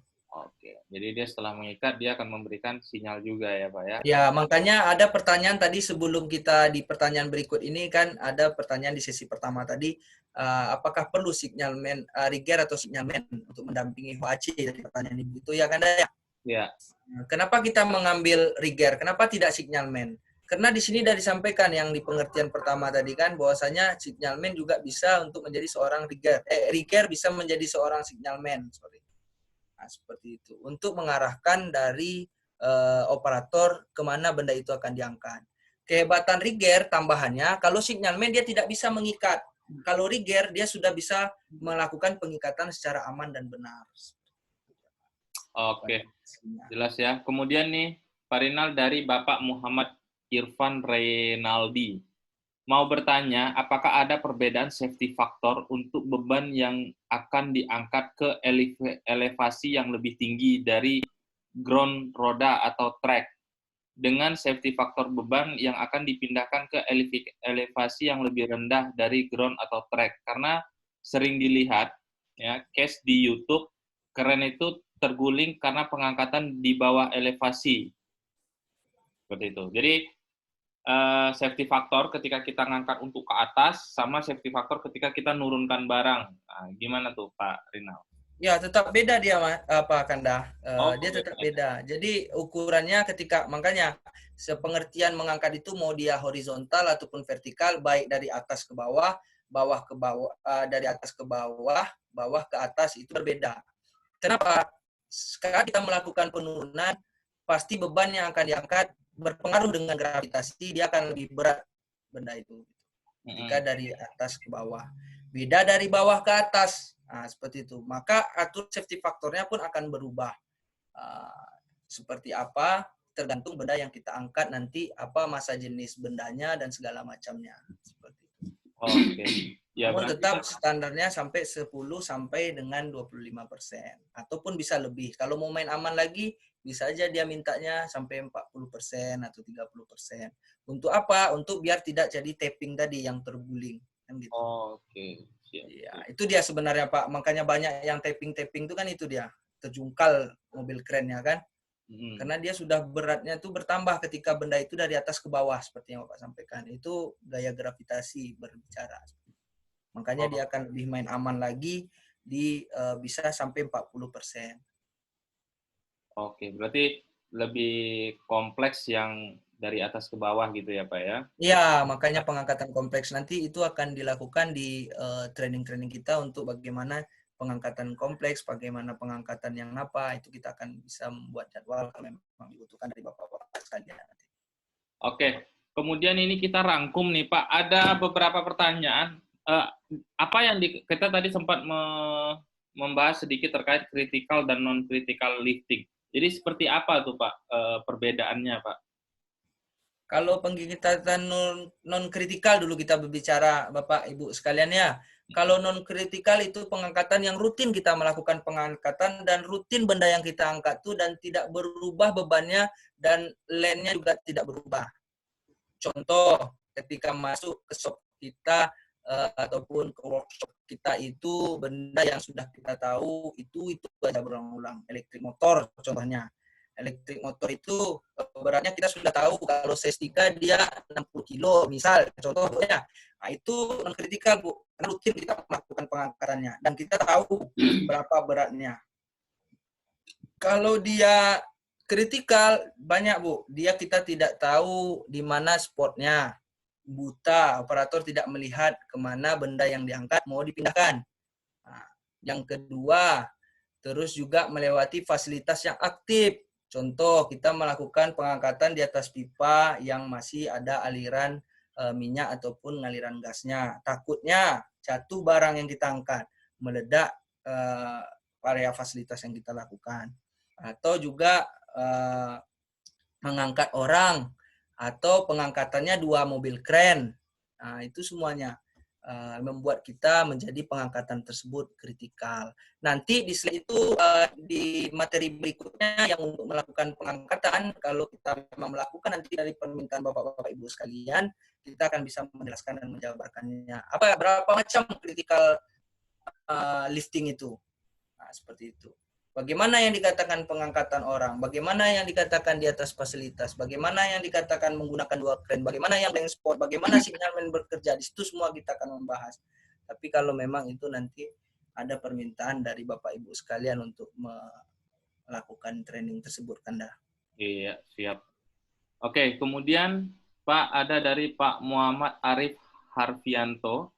Pak, dalam penentuan COG di lapangan, bagaimana jika objek yang akan kita angkat tidak terdapat marking daripada COG itu sendiri? Apakah bisa diukur manual atau seperti apa, Pak?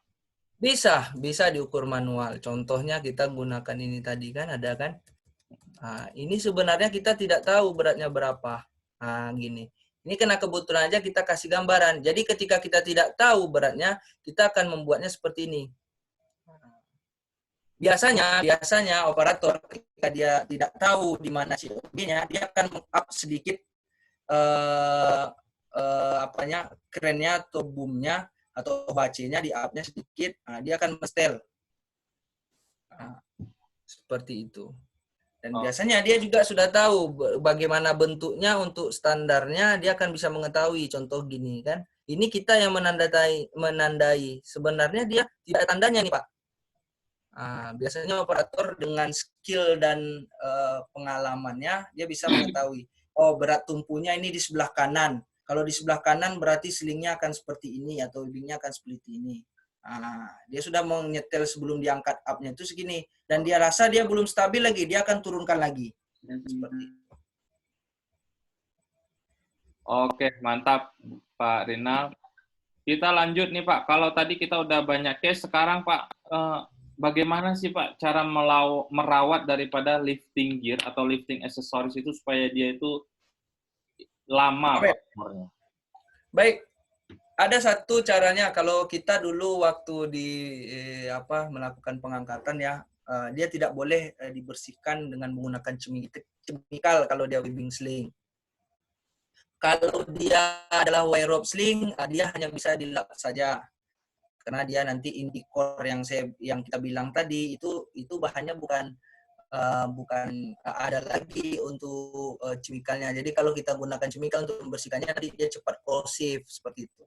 Jadi kita hanya bisa mengelapnya saja kalau dia sudah terpapar minyak mentah dan segala macam. Jadi untuk hal ini ketika penyimpanan juga dia digantung, jangan digulung-gulung.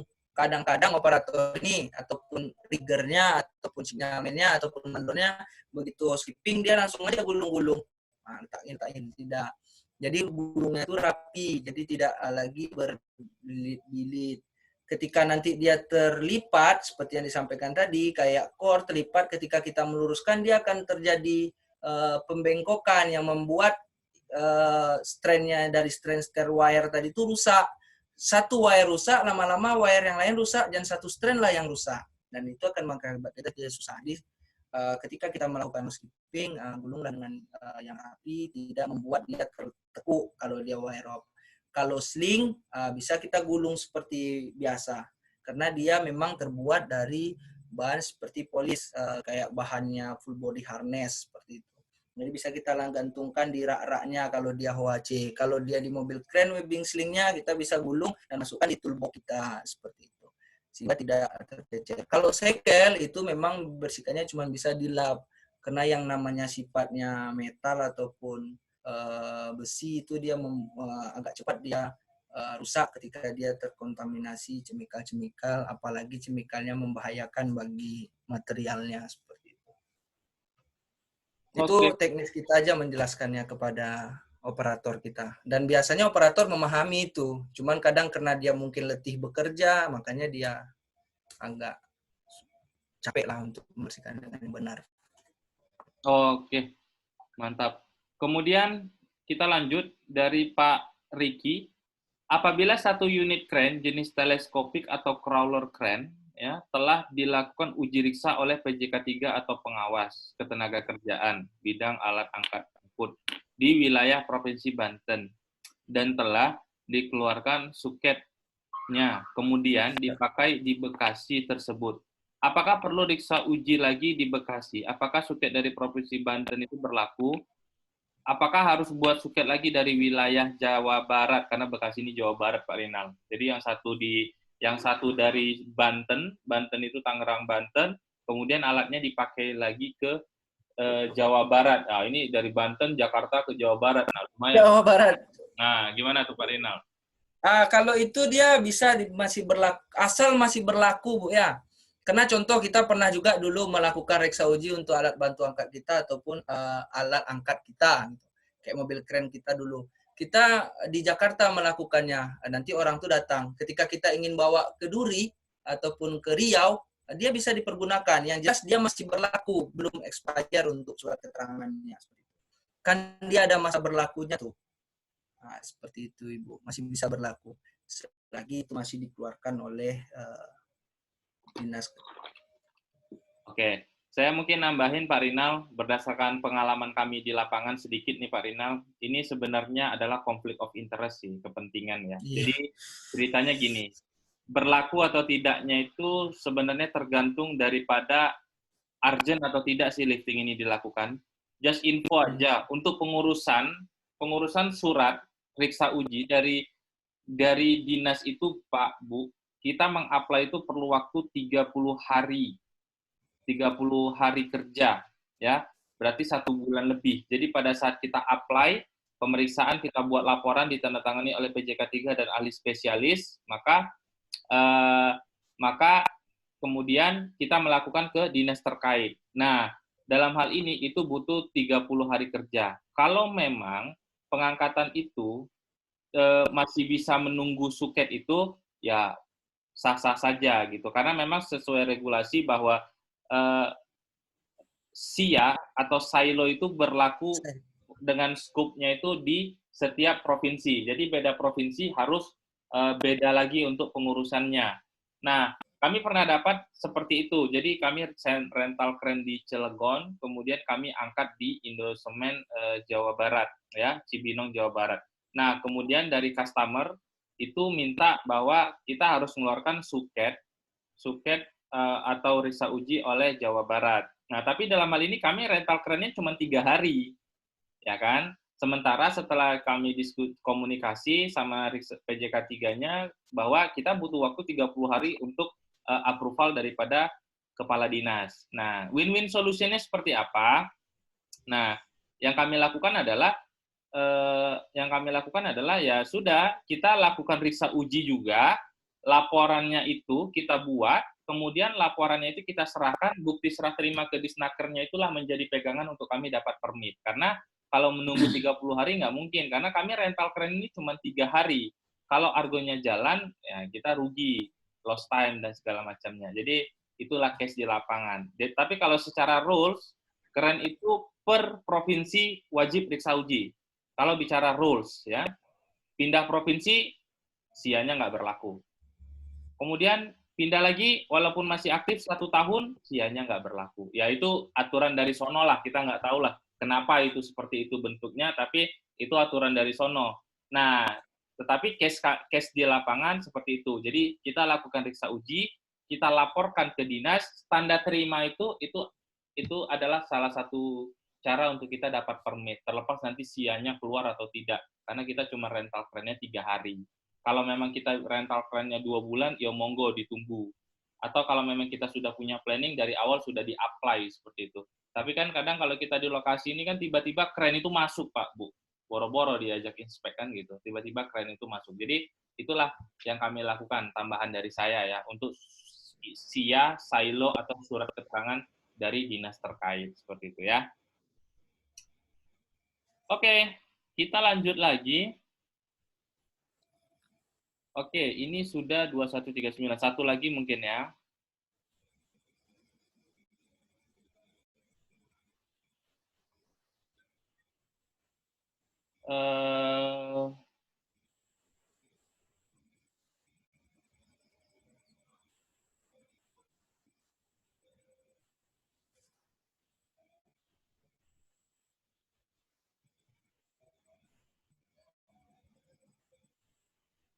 Oke, Pak, dari Pak Reza Hussein ya. Izin bertanya, dalam perhitungan sudut pengangkatan faktor pengikat antara benda dan kotak kan pengaliannya 0,5 dan 0,7. Itu asalnya dari mana ya, Pak? 0,5, 0,7. Jadi ini pengangkatan faktor untuk pengikat benda kotak. 0,5? Benda kotak, ya. Ada nggak kita bahas tadi, Pak Rina? Nggak ada nih, Pak. Kalau kita ya? nih, kalau dapatnya 0,35 ini kan dari sini nih, yang ngambil ini diameternya dikurangi. Jadi dia minta kan. Ini kalau kita jadikan ke meter kan jadi 0,7, maka setengahnya makanya 0,35. Itu sih. Oh. Itu pun yang itu. Kalau yang ini kita biasanya ngambilnya gini aja. Tidak ada tuh 0,5, 0,4. Oke, siap. Karena dia hitungannya pasti, kecuali dia memang hitungannya berkoma ya, 3, sekian gitu.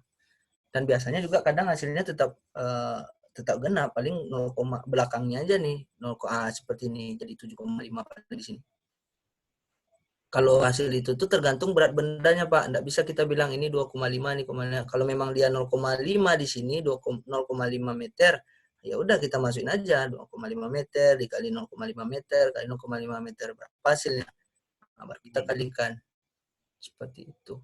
Dengan massa bendanya. Berat benda itu misalnya dia beton. Beton tuh 220 kg per meter persegi. Seperti itu dia, Pak. Tidak ada sih yang kita bahas di situ untuk pengukuran 0, sekian tadi. Oke, baik. Oke, sekarang kita langsung langsung aja ya. Pertama itu untuk langsung bertanya ke narasumber, kita persilakan kepada Pak Darsono ya. Pak Darsono, saya akan buka mic-nya. Silakan, Pak.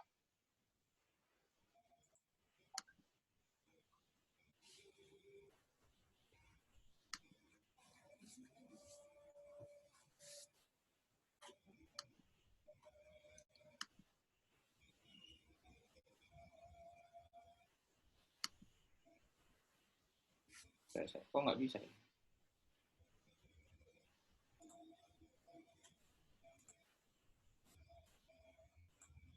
Oke, Pak Darsono, silakan Pak. Sudah dibuka mic-nya.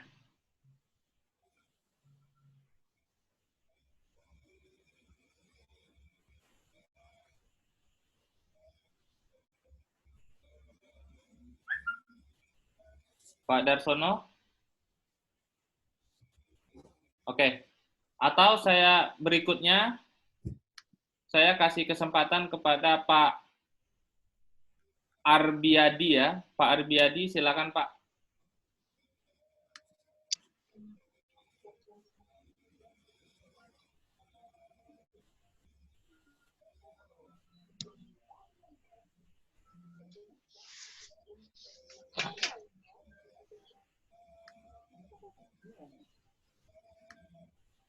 Pak Arbiadi, silakan Pak.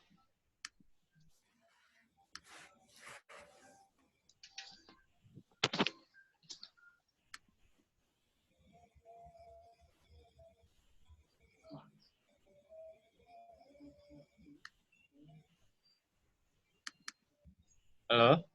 Ya, silakan Pak. Iya. Terima kasih Pak Jepri. Ini di tempat kami ada juga keren Pak. Nah, terapi saya nggak tahu jelas ini keren tipenya seperti apa gitu ya. Dia hanya untuk ngangkat mold Pak, moldnya. Tapi saya lihat itu sekitar 3 ton ya. Terus terakhir memang ada kalau tadi kan sebelumnya Pak Rinal bilang ada petugas, ada pemberi sinyal. Nah, ada beberapa petugas lah ya. Nah, di kami itu waktu itu di International Molding itu yang hanya 1 orang gitu. Apakah 1 orang itu bisa merangkap sebagai petugas, terus pemberi sinyal? Apakah 1 orang itu cukup untuk sertifikasi beberapa jenis pekerjaan gitu?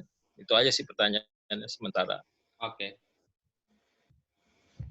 Baik, terima kasih Pak Albiadi ya untuk bertanya. Iya, sebenarnya untuk pemberian beban tugas atau job desk pekerjaan, sebaiknya kalau di pengangkatan yang lumayan berat 3 ton itu Pak, untuk signalman-nya bisalah dia sendiri, untuk pun triggernya bisalah dia sendiri, jangan dirangkap-rangkap. Karena kalau petugas ini dia sudah bekerja, petugas di sini yang kita sampaikan dia untuk adalah kemampuannya untuk menjadi teknisi. Kalaupun dia mau dirangkap, ya kita harus juga menyampaikan sama dia bisa menjadi rigger, tidak bisa lagi dia menjadi signalman gitu.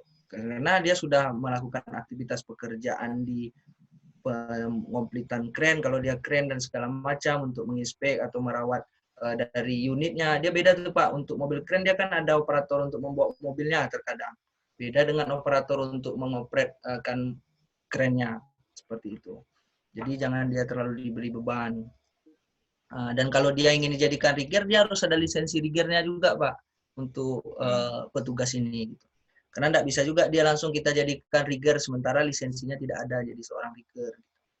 Seperti itu dia, Pak. Tidak bisa langsung mencomot aja di rigger ya, tapi kita harus ada kompetensi yang harus dia penuhi dan sertifikasi yang harus dia penuhi, Pak. Oke, gimana Pak Arbi, Pak? Cukup, Pak? Iya, cukup Pak. Tapi ini mungkin karena di tempat kami itu pas dapat kunjungan dari Dinas Tenaga Kerja aja, jadi ada temuan dari mereka. Nah, disuruh salah satu dari kita ikut sertifikasi untuk kerennya gitu. Benar. Karena memang gimana Pak? Karena memang kalau terkait hal ini memang harus ada sertifikasi masing-masing. Jadi standar untuk pengangkatan itu, Pak, kalau dia menggunakan kren atau mobil kren atau tower kren, dia minimal ada 3 orang yang bertugas. Yang pertama itu adalah signalman, operator, dan rigger. Petugas untuk membantu ketika dismantling ataupun pengkopelan dari itu sendiri, alat bantu angkat itu sendiri. Makanya jadi temuan ketika Bapak melakukan aktivitas yang mencomot-comot dan tidak ada job yang jelas untuk kualifikasi dari pekerja Bapak itu di lapangan. Jadi minimal itu ada 3 ya Pak ya? Ya, minimal ada 3 untuk melakukan pengangkatan. Teknisi, petugas. Bukan Pak, operator, rigger, dan sinyalman. Teknisi itu diperlukan apabila saat kita melakukan kopel dan dismantling ataupun perawatan rutin, misalnya per minggu. Keren itu, karena kan udah tegak lama dia Pak, kayak mengisi gomoknya itu kan, walaupun di checklist sama operator ini gomoknya kurang kata dia kan, yang memberikan gomoknya bukan operator lagi, itulah petugas tadi Pak. Nah, untuk mengasih gomoknya. Atau misalnya kurang engsel, kurang ini, dialah yang mengasih pelumas segala macamnya untuk menguatkan derat-deratnya kembali seperti itu. Itu sih sebenarnya. Iya Pak. Ya, makasih Pak. Siap Pak, siap. Oke, makasih Pak Arbi. Kita lanjut, kasih kesempatan kepada Pak Yasri Fardiansyah. Ya, silakan Pak Yasri Fardiansyah. Mic-nya sudah kita buka. Ya. Tes, selamat malam. Selamat malam Pak. Itu Pak, mohon maaf saya kurang jelas sama slide mengenai WLL itu Pak. WLL, ya Mas. Oke, Pak Rina silakan dibuka aja Pak slide WLL-nya Pak. Yang untuk disegel tadi Mas ya? Ya, di-share lagi aja screen-nya Pak.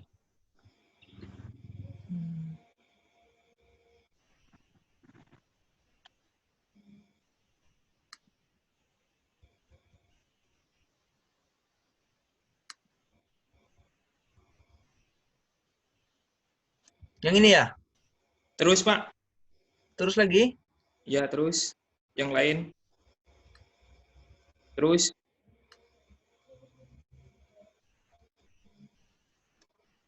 Yang di mana Pak? Yang ada perhitungan itu Pak.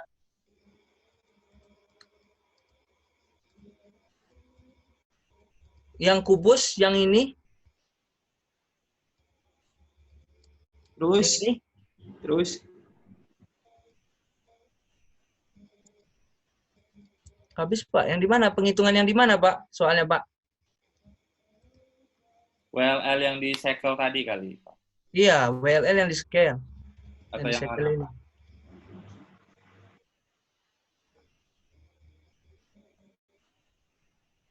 Lagi Pak, bukan ini Pak.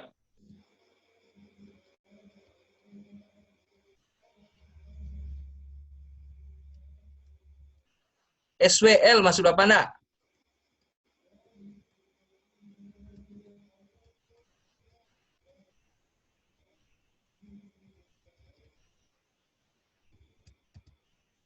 Ini Pak, SWL maksud Bapak nak? Bukan tadi ada WLL sekian, ada itu dihitung sekian. ada tadi, Pak.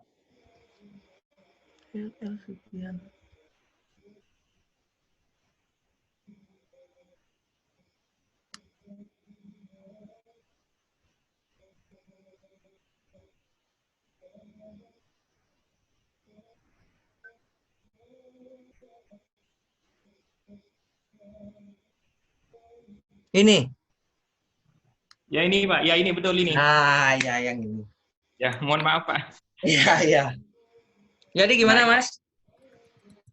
Nah, itu kan diketahui WLL 3,1 sekian. Ya, Sekian ton. 3,125 ton. 3, Ya. sekian ton lah. Nah, kalau pengangkatan melalui basket 7,8 ton.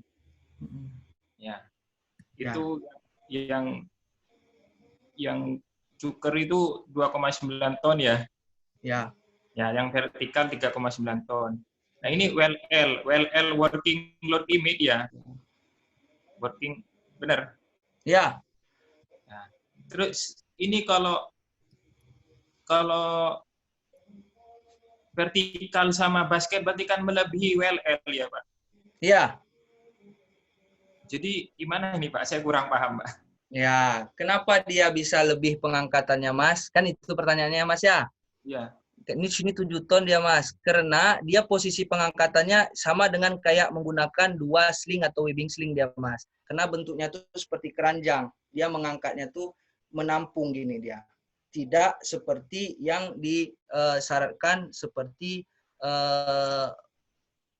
panjangnya. Ini size-nya 8 inci gitu. Diameternya seperti itu. Diameter slingnya tuh diameter 8 inci itu working load limitnya tuh sebesar 3 ton, 1 seperti itu.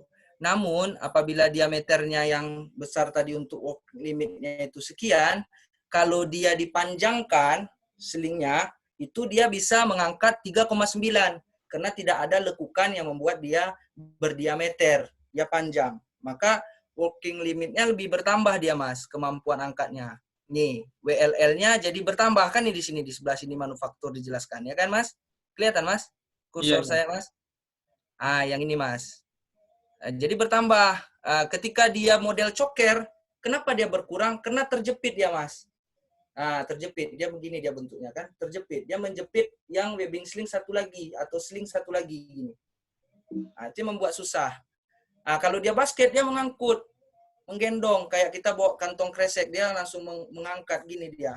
Jadi benda langsung dia gini, diikatkan. Jadi dia agak lebih kuat. Bebannya jadinya 2 kali lipat kemampuan angkatnya dari yang biasa 3,9 ini, dari yang vertikal. Karena dia membuat seperti ini. Seperti itu dia, Mas.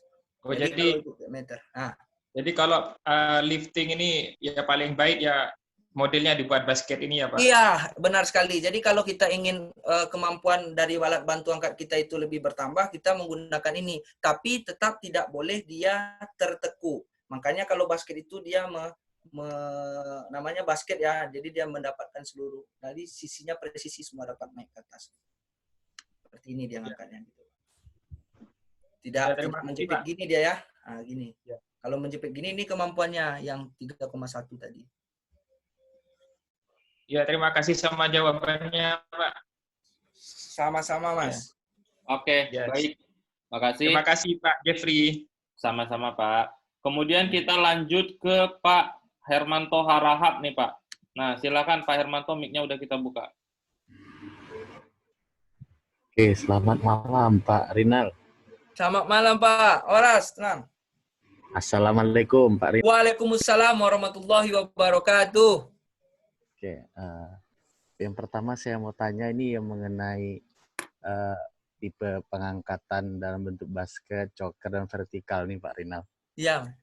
Ya, tadi kan Pak Rinal menjelaskan basket ini bahwasanya sling itu kan tidak boleh kita tekuk kalau pada saat kita melakukan pengangkatan. Berarti di basket itu dia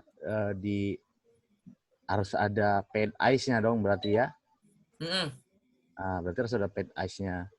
Terus dia berarti harus menggunakan sling yang eye to ice berarti ya? Atau dia pakai master link di atasnya? Iya. Berarti karena dia di apa namanya, di blok hook kerennya juga nggak boleh ketekuk juga kan? Nggak boleh tertekuk. Nggak juga. boleh, iya. Oke, berarti udah jelas, Pak. Itu aja sih. Terus kalau yang choker ini tadi, Pak, berarti dia kita melakukan pengangkatannya, bentuk slingnya, berarti ini slingnya nih seperti kita simpul berarti slingnya ya? Dia bukan kita simpul, udah. Karena kebetulan Opung Rinal marga harahap. Oh iya. Ya, jadi udah lah Rinal panggil ya. Panggil Jadi, Abang aja, awak masih muda, Bang Rinal. Iya. Gini lah, Bang. Jadi kalau dia choker nih, pernah Abang mengangkat tubular atau pipa, Bang? Oh, pernah. Jadi sebenarnya choker itu hanya dililitkan gini, bukan diikat di simpul. Kalau diikat di simpul, otomatis dia akan merusak wire-nya atau slingnya. Berarti jadi dia hanya seperti ini. Makanya saya bilang, diikat gitu aja. Jadi dimasukkan ke apanya, gini dia jadinya. Oke. Berarti ini Bang Rinal. Ini kan ujung sling satu. Iya. Berarti ice yang sini kita masukkan ke lewat ice yang sini ya? Iya, benar sekali. Oh, tapi itu hanya khusus untuk tubular aja berarti? Iya, hanya benda-benda yang silinder. Oke. Nah, kita contohnya, kalaupun mengangkat tubular, kita tidak boleh dengan genap. Itu nanti kita akan mempelajari sistem bagaimana proses pengangkatan itu di rigger, di training rigger. Kalau di rigger, kita akan memperincikan yang mana yang katakan choker yang boleh. Seperti itu. Kalau dia choker yang boleh, dia hanya memasukkan seperti ini. Tubular yang diangkat atau silinder yang diangkat itu harus ganjil. Kalau genap, dia nanti akan berlipat-lipat. Ya. Bisa jatuh. Itulah yang kadang dia mau slip, tumpah tubular ataupun silinder yang diangkat. Yang gitu dia, Bang. Tapi Bang Rinal, yang setahu saya, bukankah di dalam sistem pengangkatan tersebut tidak boleh satu ice tersebut kita masukkan ke dalam ice yang satu lagi? Tapi seperti tadi Bang Rinal bilang, ini khusus untuk tubular. Sementara tubular itu kita pada saat pengangkatannya harus menggunakan 2 lilitan. Kalau ini kan dia otomatis 1 lilitan jadinya. Berarti kita ini nggak bisa seperti caranya Bang Rinal. Kita berarti harus menggunakan sekel. Ya, sekel, benar sekali, Mas. Jadi dia kita lilitkan di tubularnya sebanyak 2 kali. Kemudian kita kunci dengan sekel tadi kan, di body slingnya. Berarti kita nggak memasukkan ke soft ice-nya tadi. Iya, benar. Jadi kalau kita mengangkat tubular, dia di sisinya di dua-duanya. Kalau kita punya 2 sling, di sisi di sudut ujung atau ujung satu lagi itu 2 menggunakan sekel, baru kita angkat ke atas. Kalau kita mau gaya choker, itu kita bisa pengangkatan kayak misalnya contohnya drum. Kalau kita pakai kayak gitu, Mas. Iya. Gitu dia udah. Oke, berarti udah clear yang ini Bang Rinal. Clear, alhamdulillah. Ya. Terus satu lagi nih Bang Rinal. Tadi kan saya tadi telat sih ikut join-nya. Jadi tadi saya sempat mendengar pengangkatan rutin dan non rutin ya. Ya, kita berbagi waktu ke yang lain Pak. Mungkin satu pertanyaan aja dulu ya, karena masih banyak yang ingin bertanya nih. Ya Bang Jeb, silakan. Ya, karena kita berbagi waktu, karena yang lain masih ada 3 lagi yang ingin bertanya. Jadi kita batasi 1 aja dulu Pak. Mohon izin ya Pak ya. Oke, siap. Oke, kemudian kita beri waktu. Ya, sama-sama. Kita beri waktu ke Pak Ilyas Saputra. Silakan Pak, mic-nya udah saya buka.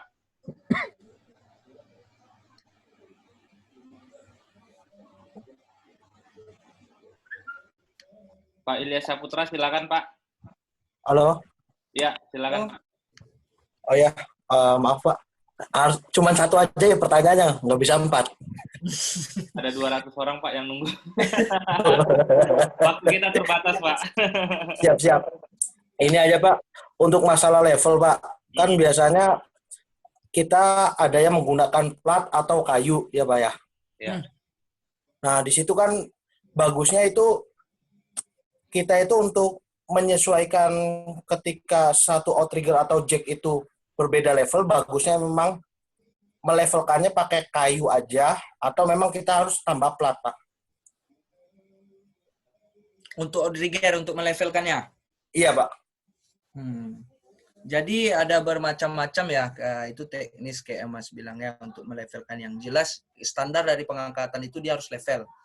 Apa yang digunakan, apakah kita pakai palet ataupun kayu ataupun tapak origer itu dari kayu atau dari palet, itu tergantung nanti kestabilan tanah, Mas. Kestabilan tanah. Kalau dia tanahnya itu labil, katakanlah baru hujan, terus tanahnya ada dampak-dampak bisa longsor atau tanah liat segala macam, itu juga ditentukan nanti ukuran dari tapak origer itu, Mas.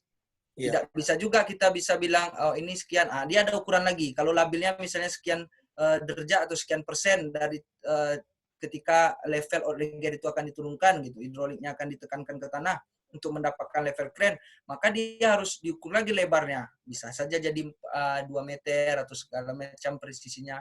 Bisa plat, bisa juga dengan kayu. Kayu apabila memang tanah itu memang kategorinya keras. Kalau yang labil, lebih bagus kita menggunakan plat. Kenapa? Karena dia tidak rentan mudah patah. Seperti itu ya, Mas. Oke, siap. Siap. Terima kasih, Pak. Sama-sama, Mas. Oke, terakhir, karena waktu juga yang memisahkan kita, Pak Didik Bravo ya. Silakan Pak Didik, ini terakhir Pak ya. Saya sudah buka mic-nya. Pak Didik silakan. Baik. Terima kasih Pak Jepri. Selamat malam Pak Jepri, Pak Rinal. Selamat malam, Mas. Saya mau bertanya Pak sedikit Pak untuk lifting ini. Jadi kita di proses pekerjaan kita itu pada saat lifting, kita kan ada lifting erection girder. Nah, jadi pada saat erection girder itu kita kan ada juga menggunakan alat bantu anemometer Pak untuk kecepatan angin. Nah, yang mau kita ketahui di sini adalah seberapa jauh peran angin tersebut terhadap proses lifting ini, kemudian standar batasan angin itu merefer kemana gitu Pak? Oke, jadi kita sudah dibantu dengan alat pembaca angin, berapa kencang, berapa RPM angin yang datang.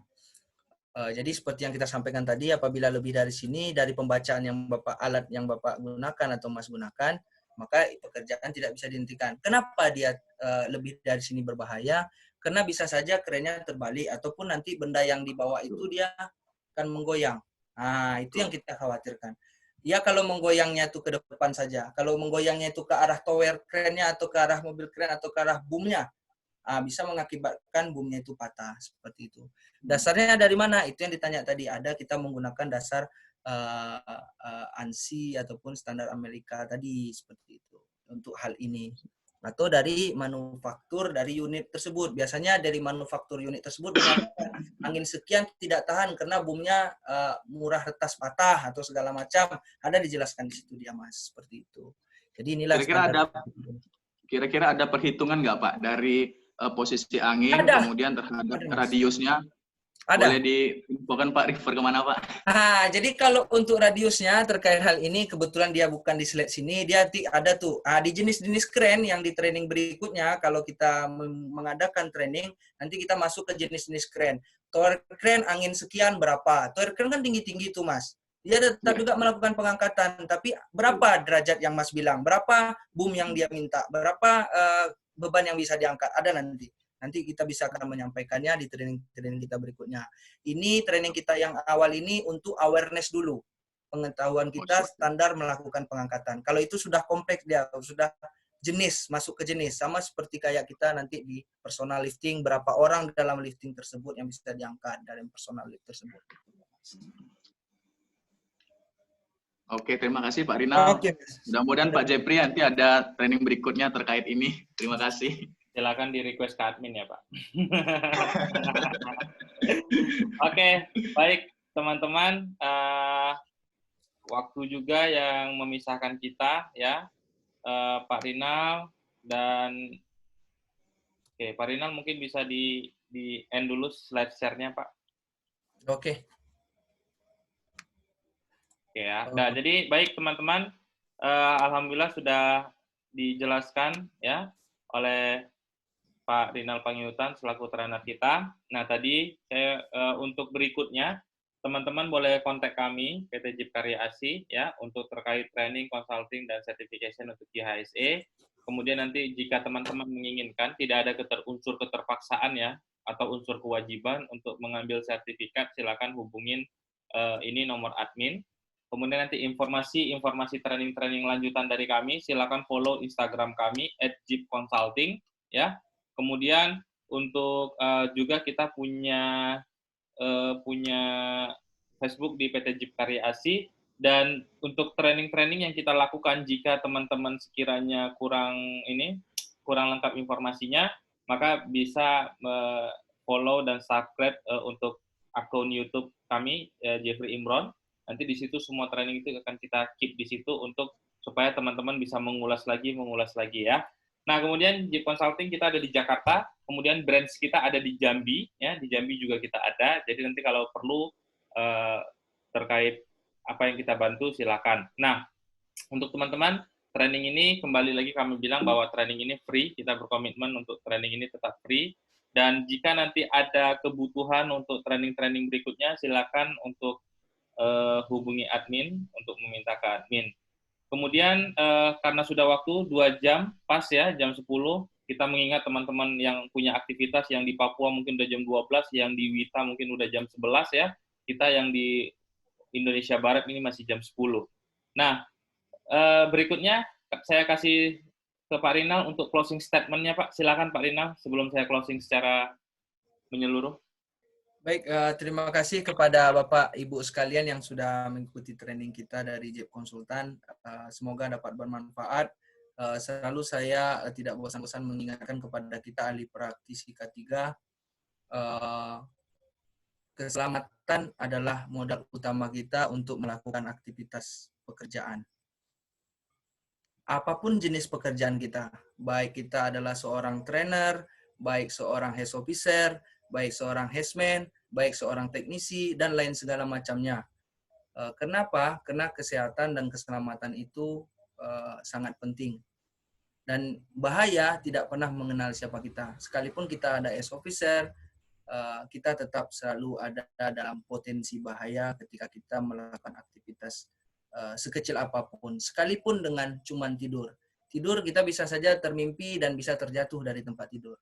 Dan bagaimana cara kita untuk memitigasinya, kita mempunyai statement-statement yang bisa, prosedur-prosedur yang bisa membuat kita bekerja dengan selamat. Mungkin itu saja. Terima kasih sekali lagi kepada Bapak sekalian, dan saya kembalikan kepada Kanda Jeffrey. Terima kasih. Baik. Assalamualaikum warahmatullahi wabarakatuh. Baik, waalaikumsalam warahmatullahi wabarakatuh. Baik teman-teman, lebih kurangnya kami mohon maaf kalau ada yang kurang ya, karena waktu yang keterbatasan ya. Kemudian teman-teman banyak yang pertanyaannya belum kita baca karena lebih kurang 200 orang yang join pada malam ini, lebih kurang hampir 100 inbox yang harus saya bacakan ke Pak Rinal. Jadi harapan kita next time kita diberi kesehatan ya, diberi kesehatan waktu untuk kita bisa training bersama. Saya Jeffrey Imron dari Jeep Consulting mengucapkan terima kasih atas partisipasinya. Kalau teman-teman puas, kabari teman-teman yang lain untuk yang lain bisa mendapatkan ilmu yang sama dengan teman-teman yang dapatkan. Kalau tidak puas, silakan komen kami. Kritik teman-teman sangat membantu untuk perbaikan di internal kami Jeep Consulting. Oke, sebelum kita tutup, saya akan buka mic-nya. Kita beri upload dulu untuk trainer kita. Ya, silakan. Terima kasih Pak Rina. Terima kasih Bapak Ibu sekalian. Terima kasih Pak Jeffrey. Ilmunya sabar banget untuk lifting dan ranking ini ya. Terima kasih banyak Pak. Oke, saya Jeffrey Imron dari Jeep Consulting. Terima kasih. Wabillahi taufiq wal hidayah. Assalamualaikum warahmatullahi wabarakatuh. Waalaikumsalam warahmatullahi wabarakatuh.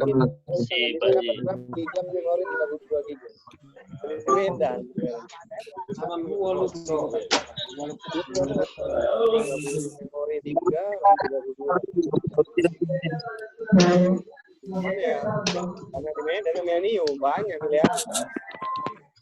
Kemana ini cari.